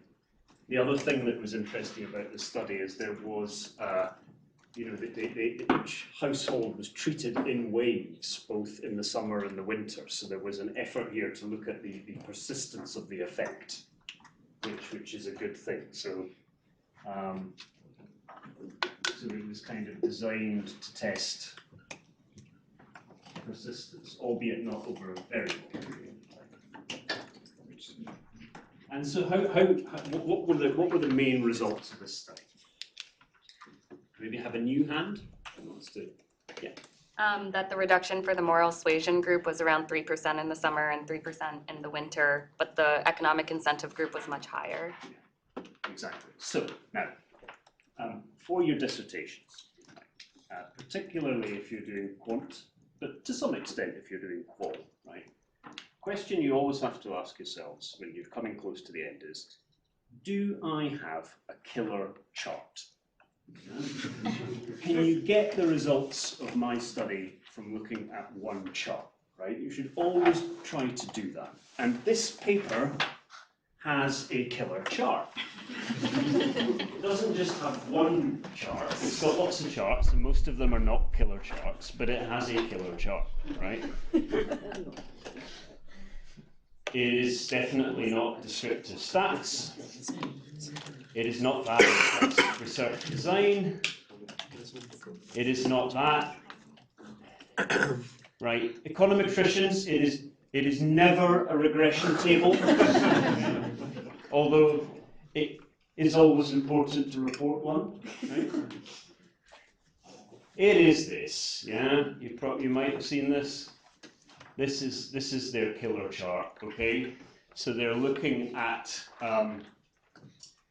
changes in energy consumption in the summer and in the winter, in each season across the different waves of treatment, and comparing the moral suasion treatment group with the economic incentive treatment group. So a larger, the vertical axis here is the reduction in log points, so higher is better, right? Okay. And you can quite clearly see what you just explained. So you do get a reduction in energy consumption from moral suasion, okay? But it is much smaller than the reduction in energy consumption from the dynamic pricing treatment. And also the moral suasion treatment does not persist, okay? And this is put down to getting habituated, right? To being pinged, right? So, to begin with, it's ping! Oh, God, we've got to reduce our energy consumption tomorrow, like, quickly, do the washing today, do all sorts of things tomorrow to try not to consume electricity, yeah? But by the fifth treatment cycle, bing! Oh, God. Not this again. It's fine, nothing's going to happen, right? So that's the habituation part. For the summer treatment, you get a little bit of that for the dynamic pricing, but if you look at the confidence intervals here, it's not statistically significant effect. And you don't see that for the winter experiment. One sec. What is interesting is that when they restarted the experiment in the winter, the moral suasion treatment effect went back up again, right? Which in the paper they take as evidence of dishabituation, so that a break from being pinged about this for a few months sort of made people more receptive to the message again. So I'll take a few questions now, but anyway, killer chart, yeah? So whose hand was up first? Yeah. I was just going to ask why the second one is higher than the first one for the just random. They may talk about this in the paper, I can't remember. I mean, they are different seasons with different sort of, this is about space cooling, and this is about, it might be about space heating, so there can be different dynamics at play potentially. But I can't remember whether they say anything about that. I don't know whether it's the same thing that she was talking about, but is there any explanation why the first one is lower than the second one? Like, is there sort of like some Pavlovian conditioning happening? Yeah, that's right. I mean, how different are they? For the dynamic pricing, I would say that they're not statistically different. I just meant the second cycle, yeah. The second cycle is higher than the first cycle, but I thought it was the same. This compared with that? No, both of them. In both of them, the second cycle is second bar. Second treatment cycle. Yeah, just for the economic incentives. Yeah, well, maybe, I guess you could, you potentially could explain that in terms of being more effective in responding after the second time. The first time around, you're not really sure, you've not really got it down, like what you need to do to reduce your energy consumption. Second time, you've had some practice. Maybe that's a keyword. That might explain that. And also, like in the dynamic pricing, it could reflect also the inelasticity. Is that energy demand during these specific peak hours is very inelastic. They don't they don't answer to changes in price regarding the consumption of quantity. Yeah, I mean, that could be limiting. It's true that relative to other goods, demand for energy is relatively price inelastic. But even, first of all, that the sort of the underlying reasons why demand for electricity is relatively price inelastic in the short run, that would actually affect both of the treatments, I think, even though one is about morals and the other is about prices. I think the underlying reasons are that people need energy for services and they find it hard to substitute in the short run. So I think really that I would say that plays into this only insofar as if people did find it easier to reduce energy consumption in the short run, probably all of these bars would be taller. Well, they do a whole bunch of other things in this paper, but really what I wanted you to take away from this one is that unlike the Alcott study, this paper kind of says that the behavioral intervention, the moral suasion, different bias, right? Okay, so that's one thing. But unlike the Alcott study, it doesn't look, broadly speaking, it doesn't look particularly effective. It doesn't look like it has a persistent effect, and it is much less effective than changing prices. Okay. So it really, although there are a lot of nuances to this story, it's really giving us the opposite perspective. The first paper is really inviting us to think that, hey, these things can be really effective. And the second paper is sort of inviting us to think that, well, no, let's just change prices. That's just much more effective. Okay? Of course, one of the things that you might be thinking about is that,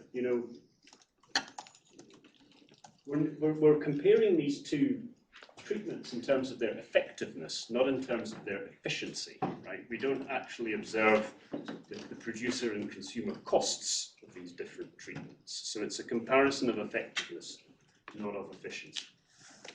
Yeah, one question, and then it's time for your second break. Yeah, just going back to the selection bias, surely the type of household that was selected to getting a free smart meter would be more sensitive to price. Yes. So wouldn't you expect a greater effect? Well, but potentially, yeah. So that can be one of the. I mean, they're relying on the randomization conditional on selecting in to take care of that. But I think that's a perfectly legitimate worry. Yes. Okay, let's take break number 2, and let's start again around. In 10 minutes' time. For me, that would be 11 minutes past 4. If you've got a Garmin or something,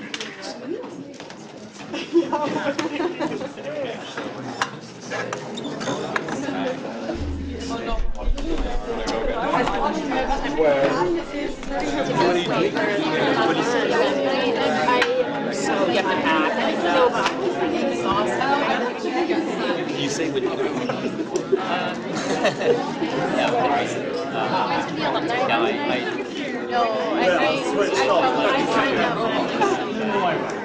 So how about USB-C charger? At what time is it? Right after this, 5:15 to 7. So for me, Tuesdays are like, yeah, I didn't realize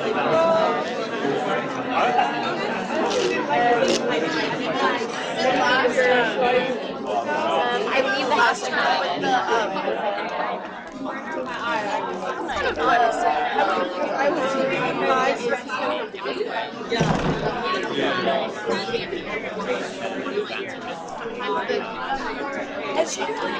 Yeah, right. It's good enough in my pocket.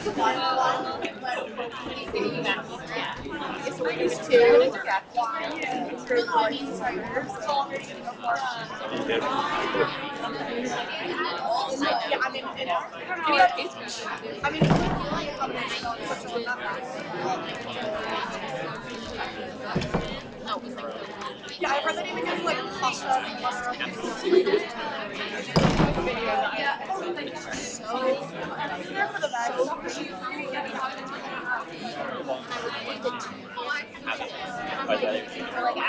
just across the world. Like, I love it. When you leave in the morning and land. I was just looking at that thinking that's a disaster. Wild. Plays me wild. Really wild. It's like magic. Honestly, that's going to be so much fun. When you replace. But I was right. And you're going to this. I'm not going to go.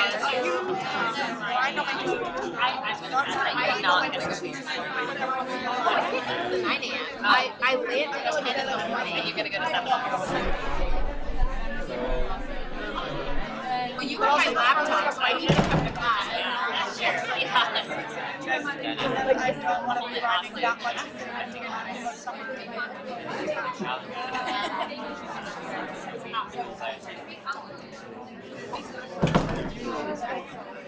it's gonna be so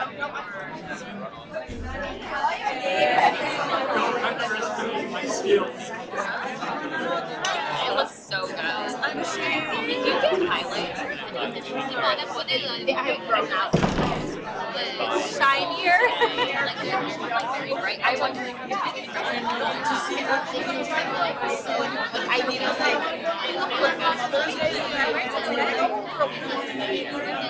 I like bath towels. yeah, you're like when you said like that your bed and everything. I was like, this is such a college story. Yeah, I know. Wait, really? Yeah, it's cute. It's cute because it's like a one bed, like it's kind of yeah, you know. These like nothing on the wall. I like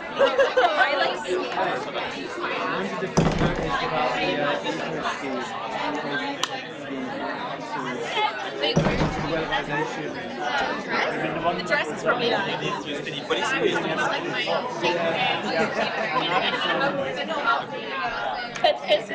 can imagine guys so it's like Such a disgusting image of like apologies, what it's like to the dress. There's like this ring, and I have to wear a bra. It's a strap, and it's my head, and like my tits are white. I'm like walking around like I can't breathe. I'm sorry, that's I think actually it's such a grim image. I like made socks before, like actually built socks when I'm dying. Like that's it's so good. I'm addicted to doing that every single day. No, Yeah, no, I think that's right. That one was like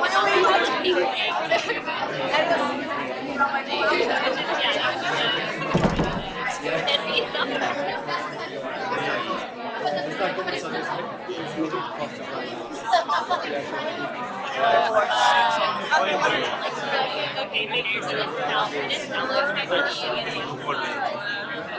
yeah. I think it's a team and Sorry, like I don't my friends decided to get your green light.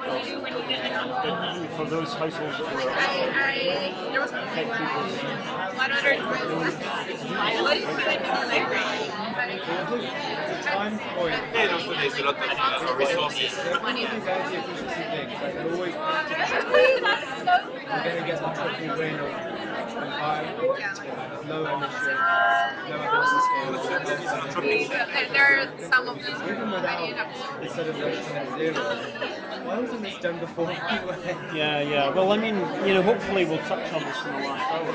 One of the reasons why politicians might like these kind of things is that they perceive to be like unpopular arguments, and so they would be inclined to use framing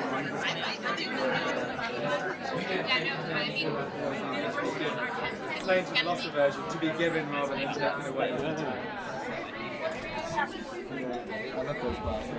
It just gets me thinking. I've experimented in the past with like a thermos with coffee or like tea, but the trouble is it doesn't hold the heat.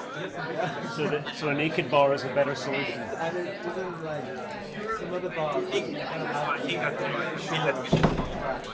Well, we'll see. We're gonna get I mean, our get photo. Yeah. I love glass bars. Tom Smith Ellen.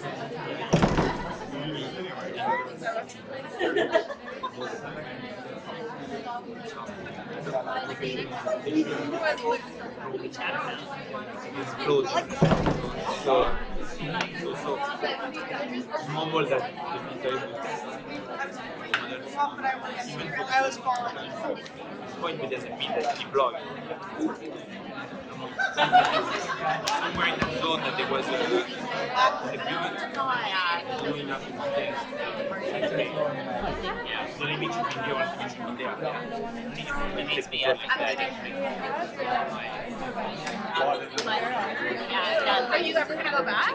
Well, I concur with the leads of practice that like I want to connect with lots. No, it's very low key, but it's Yeah, possibly. Yeah. How do you feel? Well, I think, I think, obviously, Fukushima, they took their nuclear fleet out of operation. Yeah, tomorrow I'm meeting with Kate. That might have probably increased prices, but I think they weren't suffering shortage. Well, I think so. So the fact that prices went up to their baseline already involved a certain amount of energy conservation. But it would have equally affected the I'm not changing it tomorrow. I don't. It's not like tied. I need to like. Yeah. All right, 2 minutes. 2 minutes. Yeah, it's important.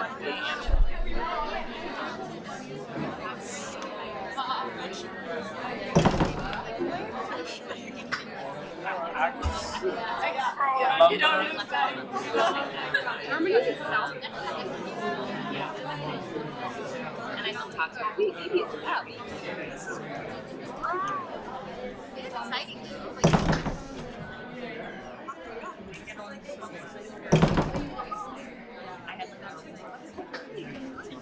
Yeah, I check out the map for fun sometimes.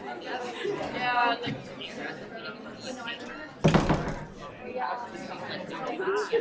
you can also I know. Yeah.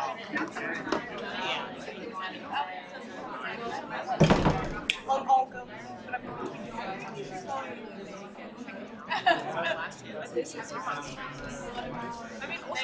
I have I know. but also 15 minutes. Also, if you go now, you'll burn. I also feel like I'm like right in his eyesight. I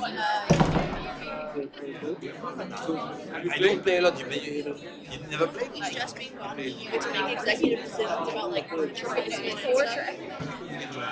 You get everything organized and I'm like coming in. Progress like that. It needs to be a bit warmer than now. You would run into it. But again, like I'm also in his eyesight. If I'm not there, I'm like, oh no. Before I had kids, so I end up being into it when I run.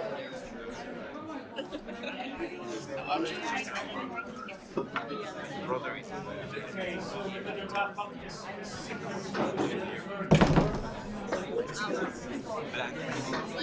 then we're going to have behavioral interventions to solve the climate problem or not. That's what it said. So, the third paper is by GY427. And in terms of behavioral biases, again, the clue is in the title, so this paper is about prospect theory. Now, this needs a bit of unpacking. What is prospect theory? It's actually a collection of 3 different behavioral biases that work together. The first one is reference dependence, the second one is loss aversion, which we talked about, and the third one is probability distortion, which we also talked about under a separate heading. This is where we need to talk about the nature of a utility function that you could use to describe loss aversion, right? So this is where we want to go back to what we were doing in week 4, where I spent a lot of time talking about how we might draw a concave utility function with respect to income or consumption. And we already realized that with a utility function like this, we already look at losses and gains differently, right? Because we've got more, the curve is steeper. If this is our starting point, the curve is steeper in the loss dimension than for let's call that minus delta y and this plus delta y. For the same change in income, we get a bigger loss of utility than we would get a gain. So you would quite reasonably be wondering what the this is all about, because we already get this. And the answer is that the traditional model works fine for large changes in income. But when it comes to most day-to-day decisions, we're talking about small changes relative to our overall income or wealth. And now, if we want to think about how a function like this looks for small changes, marginal changes, we need to visually zoom in, okay? So what I want you to think about, imagine you're doing here is you're looking at this concave utility function, and you're just like zooming in 10x, okay? Just to this area, say, around about where I drew the line. Now, if you do that, trust me, what you should see is a straight line, okay? For small or marginal moves around your reference point, the function is effectively linear. Yeah? And if it is effectively linear, it means that for symmetrical changes, okay, where delta y is very small, you're going to think about losses and gains symmetrically. You're not going to weigh losses more than gains. Okay? However, there's a large body of evidence from lab experiments and field experiments showing that people are also loss averse with respect to small changes, not just large changes, right? And we would need a different setup to deal with that, okay? And how we typically deal with that is, well, we have to evaluate losses and gains with respect to a reference point. That's where reference dependence becomes an essential feature of this theory, prospect theory, okay? So we need a reference point. And what we're going to need to have is basically a utility function that has a kink around the reference point, okay? So that it is steeper in the loss dimension than it is in the gain dimension. Okay? And you know, typically, typically these functions then introduce a little bit of curvature as well, so you might end up with something that looks a bit like that. You might have seen that kind of thing if you've ever looked at prospect theory utility functions. But what I really want to emphasize is the importance of this kink, okay? And if you did take a close look at the paper, this is really just an extra detail for those of you who are mathematically minded. You will see that when he writes down the utility function that he wants to represent this, he has, you know, the general the function in the gain domain is this x to the power sigma, okay? That for sigma equals 1, that would be linear. It could be concave.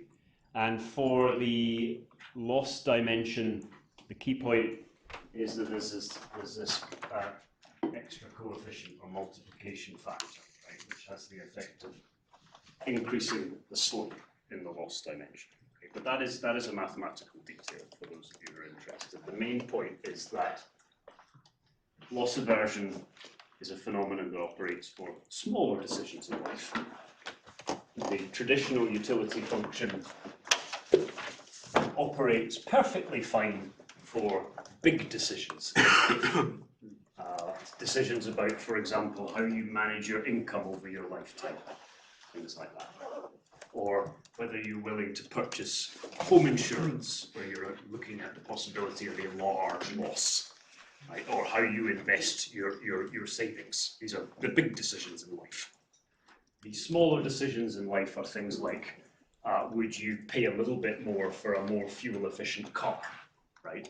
Or would you pay a little bit more for a more energy-efficient kitchen appliance? I know these can seem like big decisions, but let's call these the small decisions in life.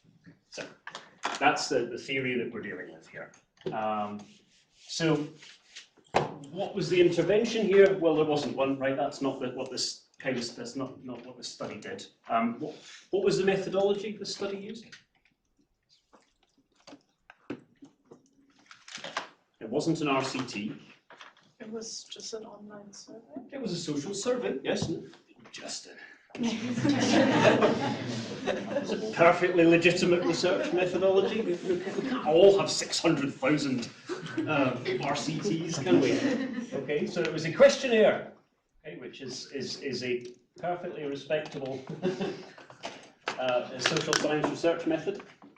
It's close to the methods that are used in stated preference valuation. So for those of you doing GY427, GY427, thinking about non-market valuation, thinking about contingent valuation, choice experiments, that kind of thing, that's in this broad set of methods. And the specific way he did it was that he, the challenge with this is the challenge with studying loss aversion or prospect theory is that it's not a readily observable construct, is it?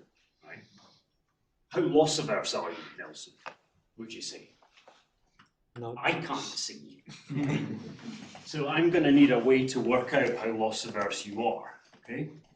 And so the way he does that, which is completely standard in the economics of risk, is he presents his questionnaire respondents. These are not killer charts, right? Where is it? Have I gone over it? Yeah, I have.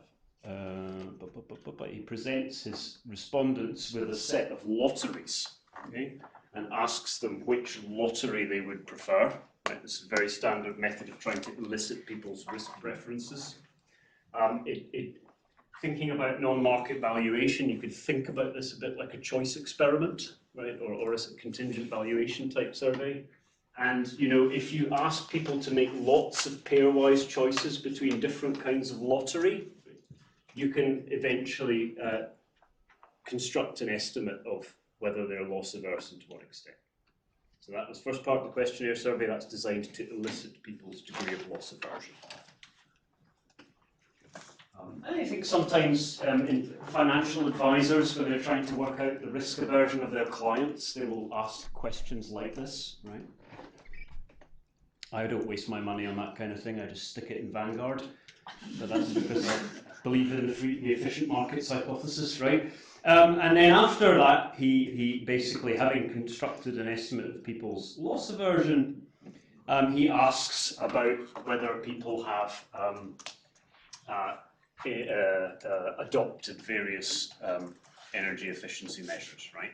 And then he tries to statistically relate the one with the other. And he gets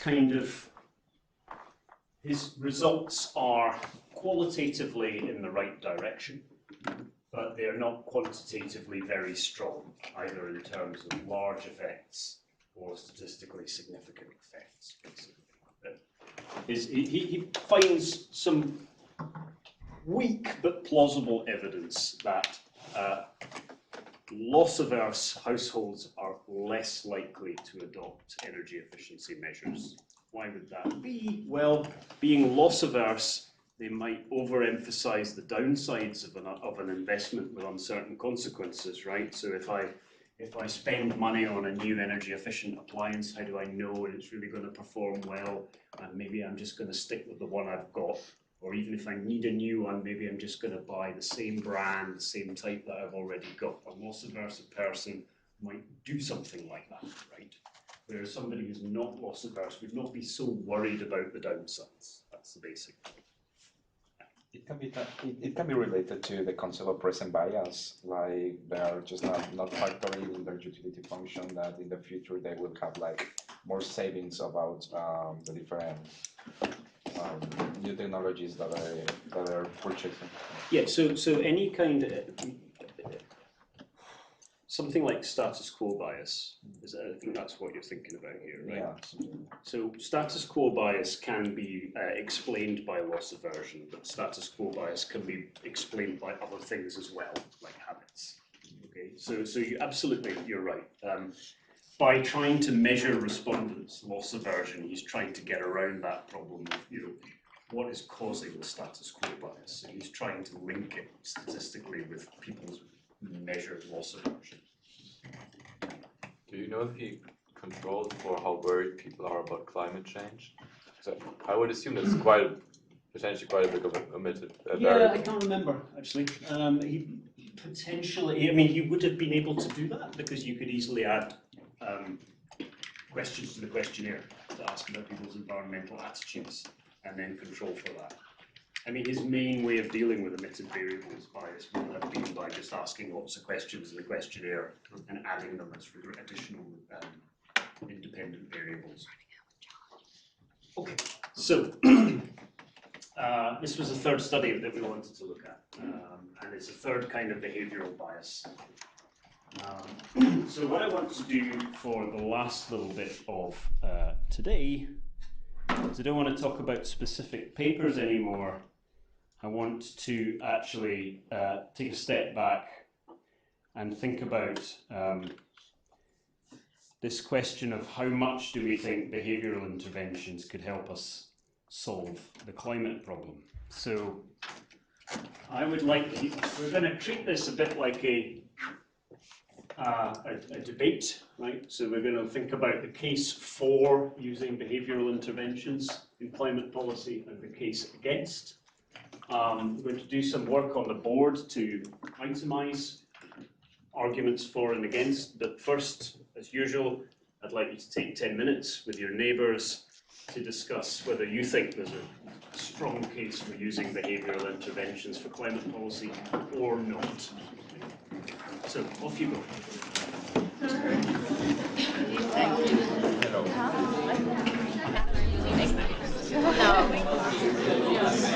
Yeah.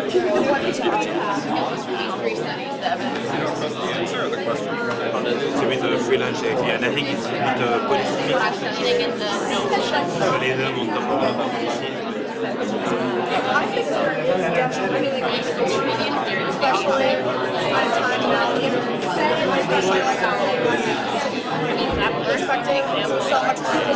so much pushback on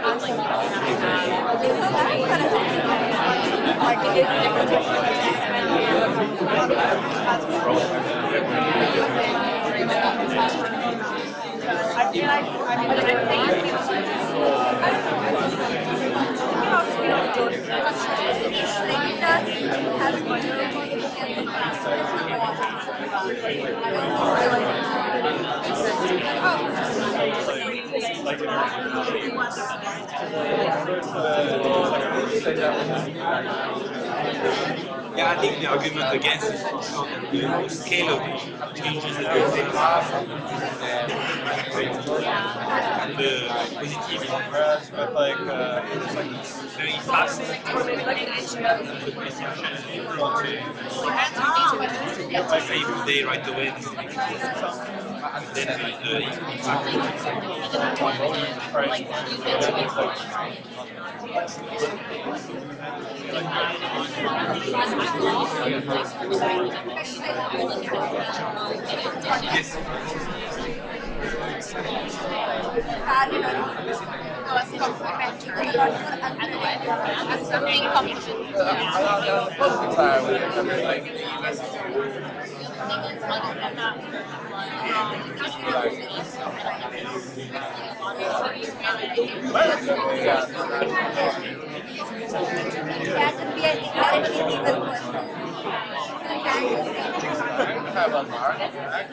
I think it's not the biggest argument is that it's not structural enough. Energy and marginal change proper. In addition to Yeah, but I think it's financial. yeah, exactly.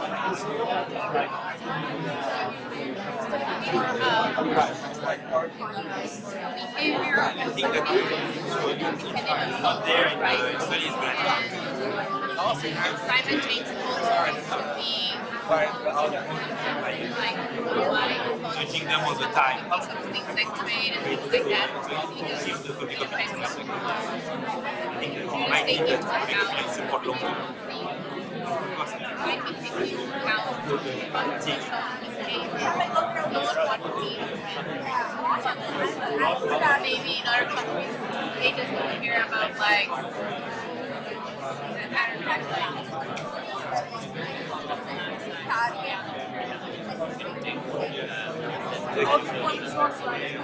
high energy. oh it's on this Maybe you could say technology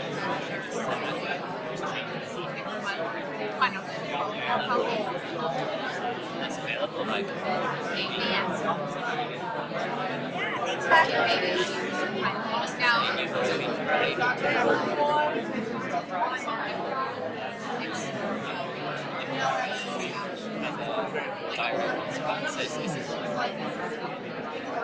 like hydrogen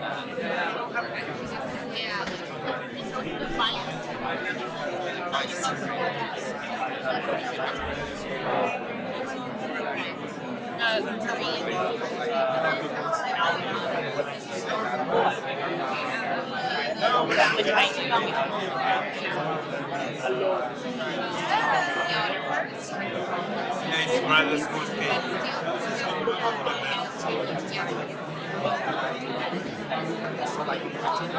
No, that was a very good point that I think you're making a point like also within a certain country, if you want to apply this climate policy, you need to see this, usage of your car. Okay, so many different things. When you go, maybe overwhelm people. If it's not right to AI,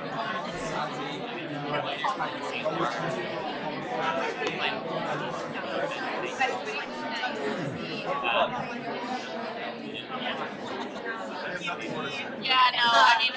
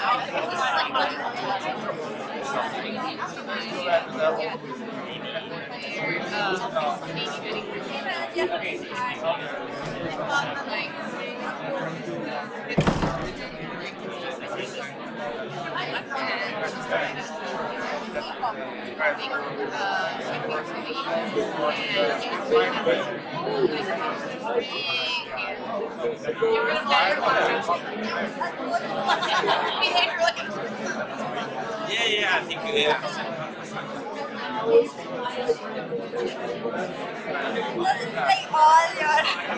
Just it's very, very hard. So you have users that are very specific, and also in none of the papers they know the mechanisms. Even the first paper is talking about you don't know what people do, you don't know why, same, if they enjoy it, if they hate it.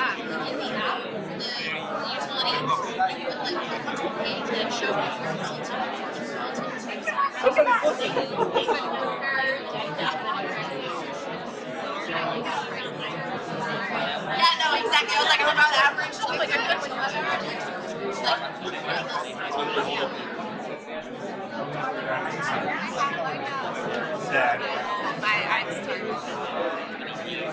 Yeah, and also like you think about that, you just get started out. And I think Kind like you kind of reply a meeting and like yeah, how you want it. 2 minutes. 2 minutes. And then it's back to being certain. You guarantee at least change the magnitude maybe of policy action. Fundamentally, you step back to private policy and incentives, and it's the same policies that go back. Just changes the magnitude. isn't teaching on the outside. That's how I hear. She will like every single album, and I'm like, I will plug my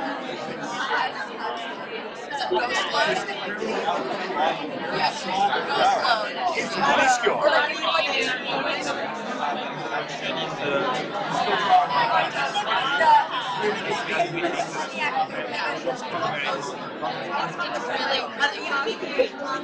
Like you're a starter.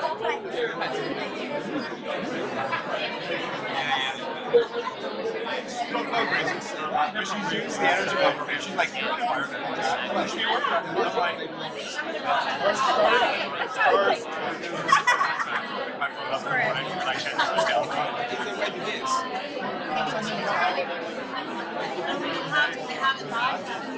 If they are caring about like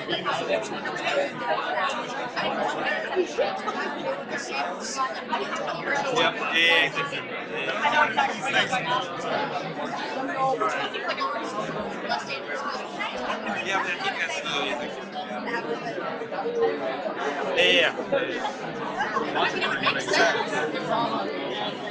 It's still not much, but it's like maybe,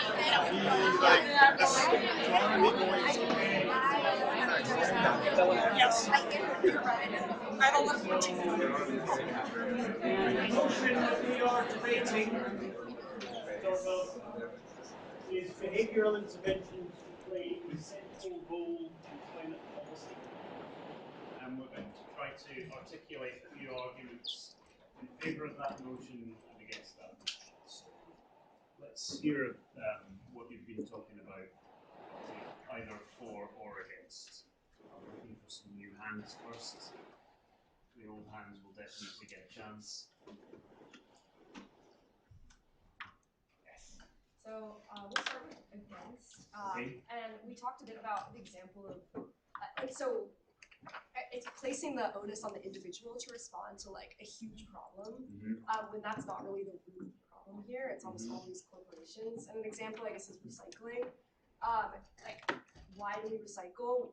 Like our peers recycle. We feel good when we recycle, but is it really our job to recycle, or is it like the plastic companies? Yeah, so I mean, and that's giving it a sort of individuals versus corporations framing, but we could also think about that in terms of just individuals in an energy system or in an economy. And essentially the question, or the hypothesis is that individual action is not very effective, or is it a moral point you're making, or both? I think it's leaning towards a moral point, like it's not individuals doing this, but you can also, like, it. Okay. Yeah. It's not to say that changing behavior is not important. So it's about balancing, like individuals should change their behavior, but it shouldn't be like the core focus of policy. It could focus more on corporates. Yeah, okay, great. That's a great start. So we're focusing here on individual behavior. It's perhaps kind of ineffective in the face of system change. And you're raising some morality issues. I'm hoping that maybe some others will expand on that, because there are morality issues, ethics, because there are a lot of issues in this area, right? In this general topic area with using behavioral interventions.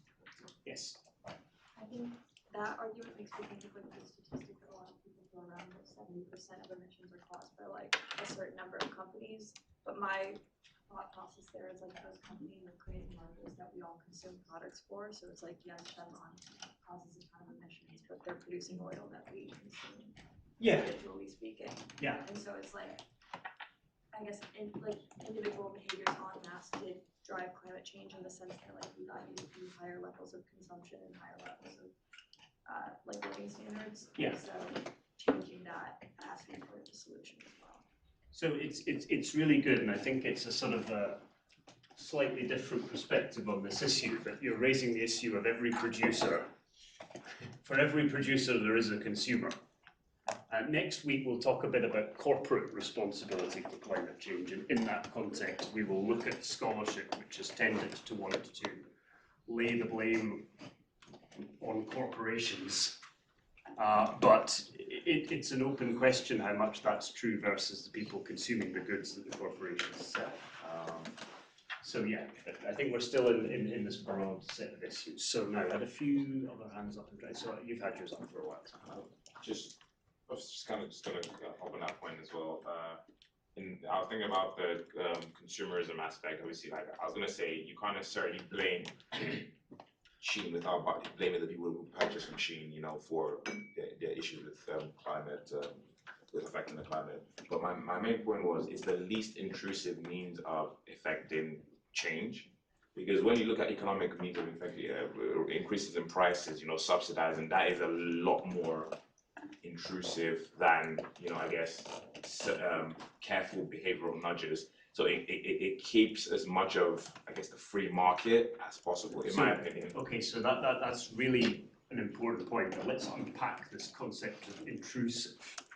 So what do you mean by that? What are you thinking of? Is this an issue of political feasibility? Or? Yeah, definitely political feasibility. Yeah. Because in order to decide, oh, you're going to put a 50% tax increase in for tobacco or something, it's gonna go. There's gonna be a lot of pushback and everything. But if you say, oh, we're gonna reduce how it's advertised, it's probably gonna be less hard to pass an actual bill. So there's probably going to be actual change rather than, you know, loads of bureaucracy and, you know, so on and so forth. Yeah. So I think this is a really important point. So I think one of the reasons why politicians and policymakers are drawn towards behavioural interventions is that they seem like they might be less unpopular than many of the alternatives. Okay, so this might be a politically feasible route. Yes. To go off the back of that about political feasibility, and the other day, a conversation about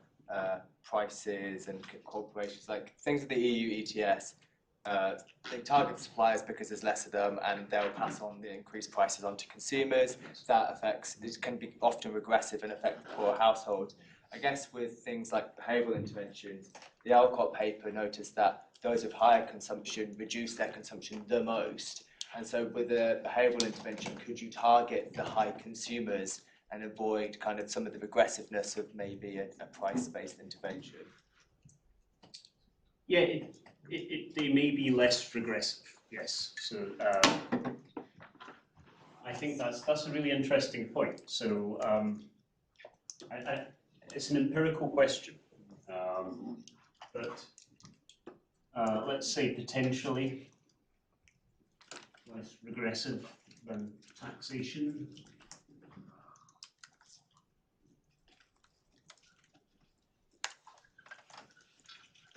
Yeah, absolutely. Okay, now where was I? Okay, so yes. This is somewhat capturing the morality issues, but there's a manipulative quality that people don't like to be felt like they're being taken advantage of. Yeah, so my former LSE colleague Luke Bovins, who's now somewhere in the US, he talked about the fact that nudges work best in the dark, right? Mm-hmm. Nudges work best when you don't know you're being nudged. But if you don't know you're being nudged, that's taking you into dubious moral territory, right? And so the key issue I want to emphasize here is that nudges were developed to help people solve so-called internalities, right? So the whole idea of behavioral interventions and nudge was originally developed to try to help people make decisions that were in their own best interests. Paradigmatic example would include nudging people to sign on to an employer pension scheme when it's clearly a good thing for their lifetime savings. Nudge them by defaulting them in and asking them to opt out rather than defaulting them out and asking them to opt in. It's a sort of one of the original and best examples of nudging. But the problem is climate change is not an internality, it's an externality, right? So you are being asked to nudge people, you are trying to nudge people to do things that will mainly benefit other people. Right. It's quite a different moral issue. I'm not saying it's wrong to do that, but it does take you into a different moral territory. Okay, so a few other hands, yes.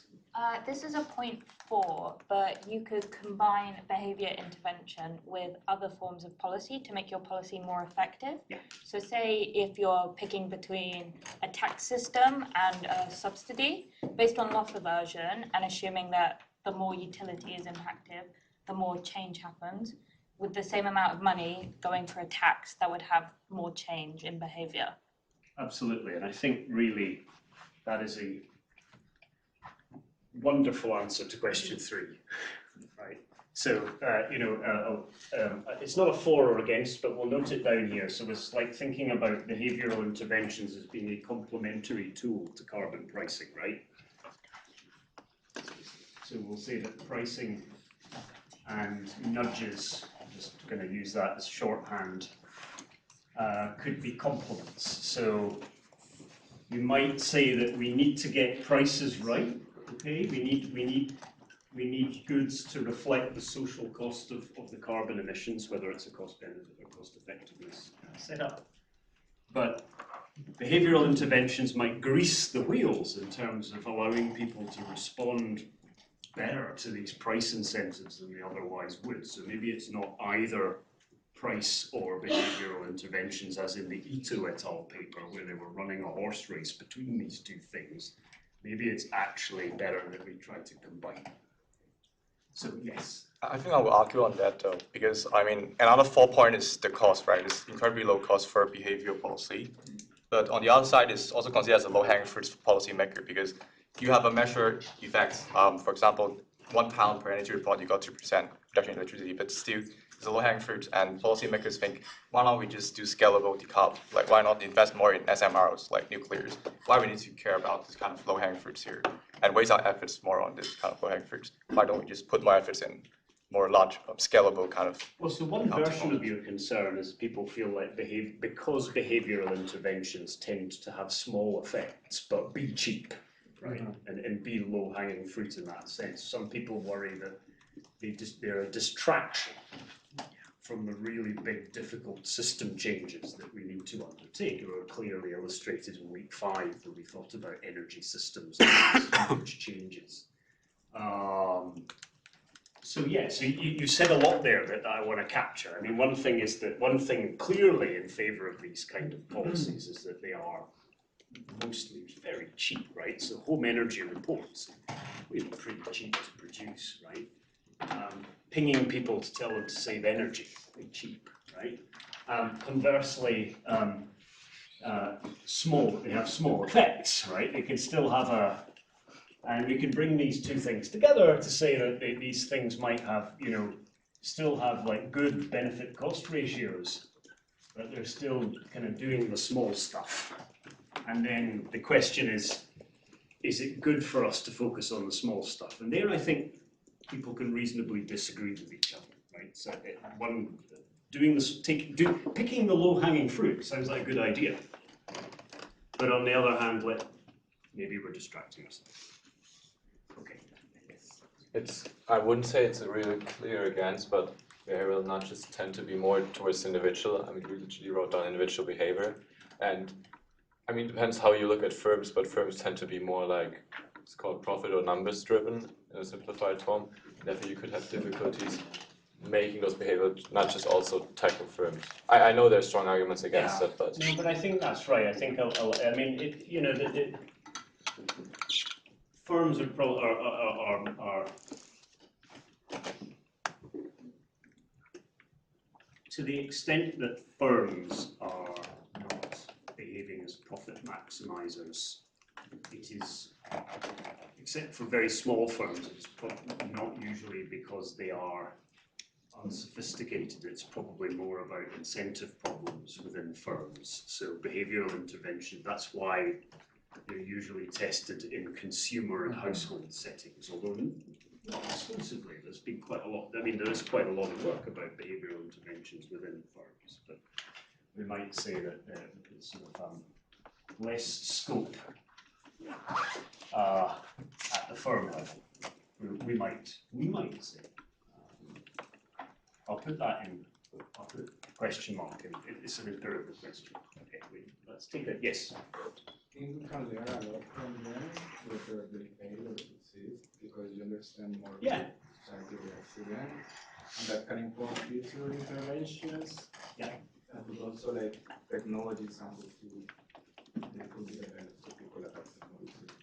I think that's a great point. It's one of the ones on my list. So, getting a carbon tax up and running is like getting blood out of a stone, right? It's really, really hard, right? And once you've got it, okay? But behavioural interventions are it's quite easy to try them out. So we've got a type of policy instrument where it's easy to experiment, and we can learn and fine-tune our interventions at a faster rate than we're able to learn with things that have many more political frictions that they face. Okay, I'll take 2 or 3 more. So yes. Yeah, so it's also quick, so it's a quick effect. And against, I want to say that the papers experiment only one type of action, but if we do everything that is needed for climate action, maybe there are so many energies at some point that it becomes spam. So I think that it's been only tested for one specific for energy consumption, but if we want to multiply to other climate policies, at some point maybe there is diminishing returns. So nudge saturation. Exactly, yes. Something like that. Yeah, that's quite an interesting. Put this in. So we're over here. Nudge saturation. Diminishing returns. It's quite possibly. Okay, let's take a couple more hands and then we'll wrap it up for today. So now. Is short term, it tends to be short term, that's against. Yeah, so short term or transient. So we've looked at some evidence to suggest that you do get a quick effect, as you said, but the flip side of that is that it might not be an enduring effect. Okay, so we can kind of link these two things. They're related. Okay, and so one more point. I guess also relating to cheap and small effects, like we're not too sure what the welfare effects are since you can't really measure all the costs. Yes, so this is super interesting. I don't know where to put this. I'm going to put it in the middle. This is quite conceptually an interesting point with any study into behavioural interventions. So the issue is the following. Normally in economics, if we were to come along and we were to tax something and we were therefore to increase the cost of supply, consumers will demand less of it, and there will be a loss of consumer surplus, right? It's basic microeconomics. There will be a welfare cost.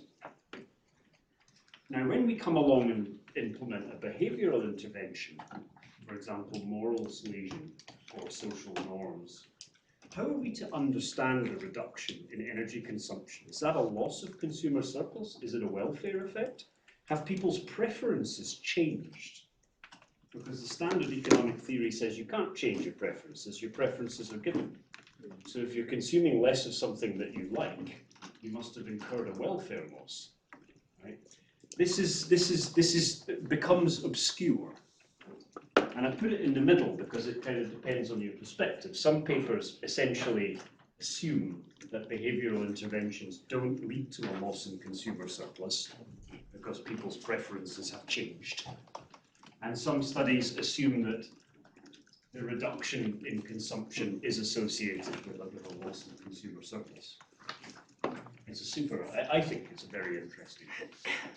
I need to wrap up the so I'll share my, as I've done various weeks in the past, I've got a set of notes here that I'm happy to share with you afterwards. So I just got a few slides to wrap up.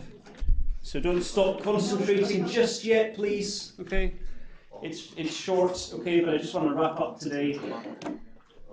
So we are supposing we've got these behavioural biases, and we've talked already quite a lot about nudges, but there are other policy implications of the existence of these behavioural biases. So remember, going all the way back to the beginning of more or less the beginning of this afternoon, we talked about imperfect information as being a behavioral barrier. And I also mentioned that one kind of standard solution to that is to provide more information. And policies like environmental and energy labeling, smart meters and things like that, these are essentially intended to improve actors' information about the environmental consequences of their behavior, okay, and their ability to choose. So that's one thing.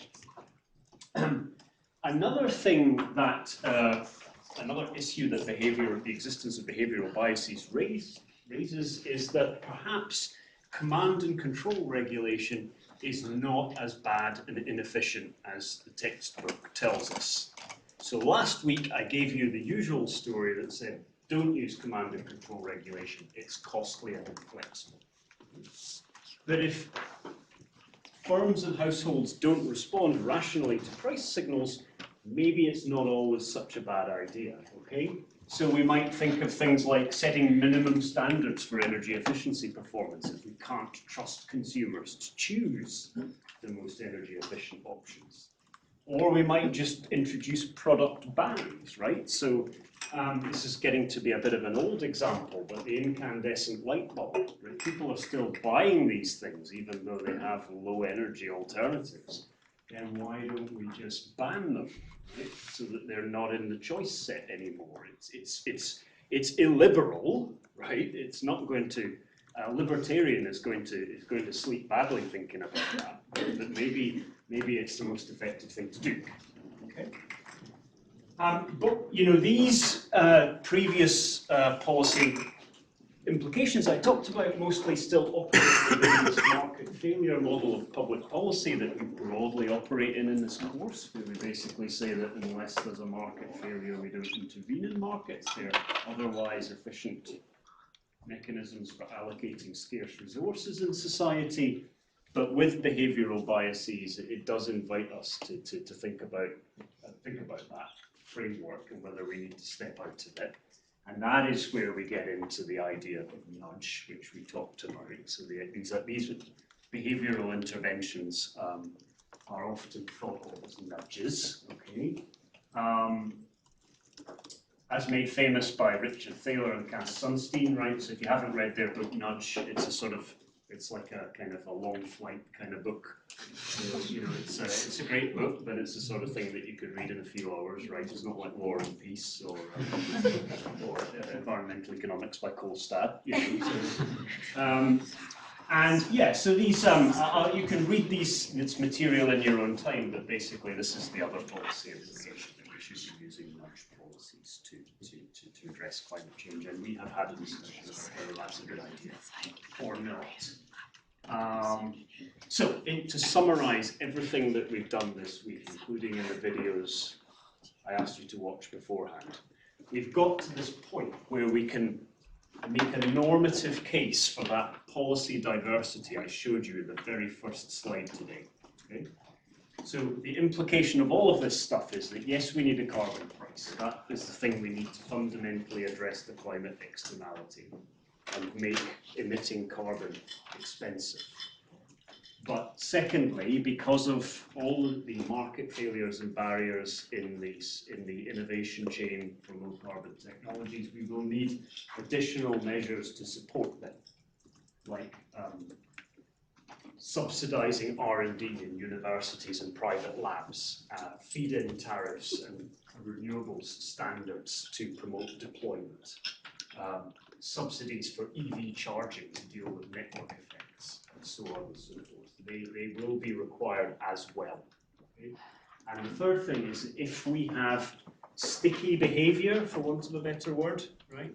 If households and firms don't respond to price incentives smoothly and rationally, then we do need to think about additionally doing things like providing information, potentially regulating out products in some settings, and also nudging. So I've always thought about this as a sort of, it's like a three-pronged approach, right? It's like a three-legged stool, which good climate policy sits on. and it justifies a mix of policies. So it would never be efficient to just price carbon, but that's where you would start. Okay, that's it for today. I'll see you next week to talk about competitiveness and industrial policy and corporate climate change.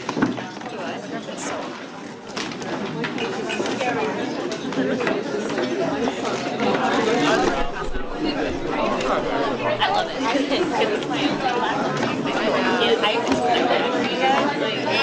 I'm just so rejuvenated. I know. I'm like.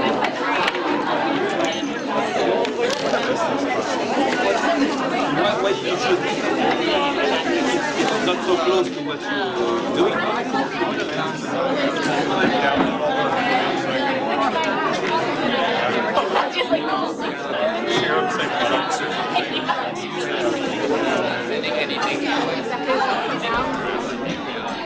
I'll see you week from now. Be surprised if I turn. Yeah, I will do.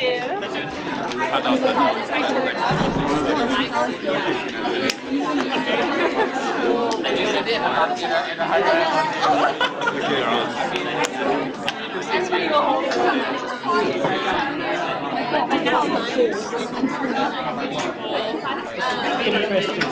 Yeah, it does, and it's a really interesting.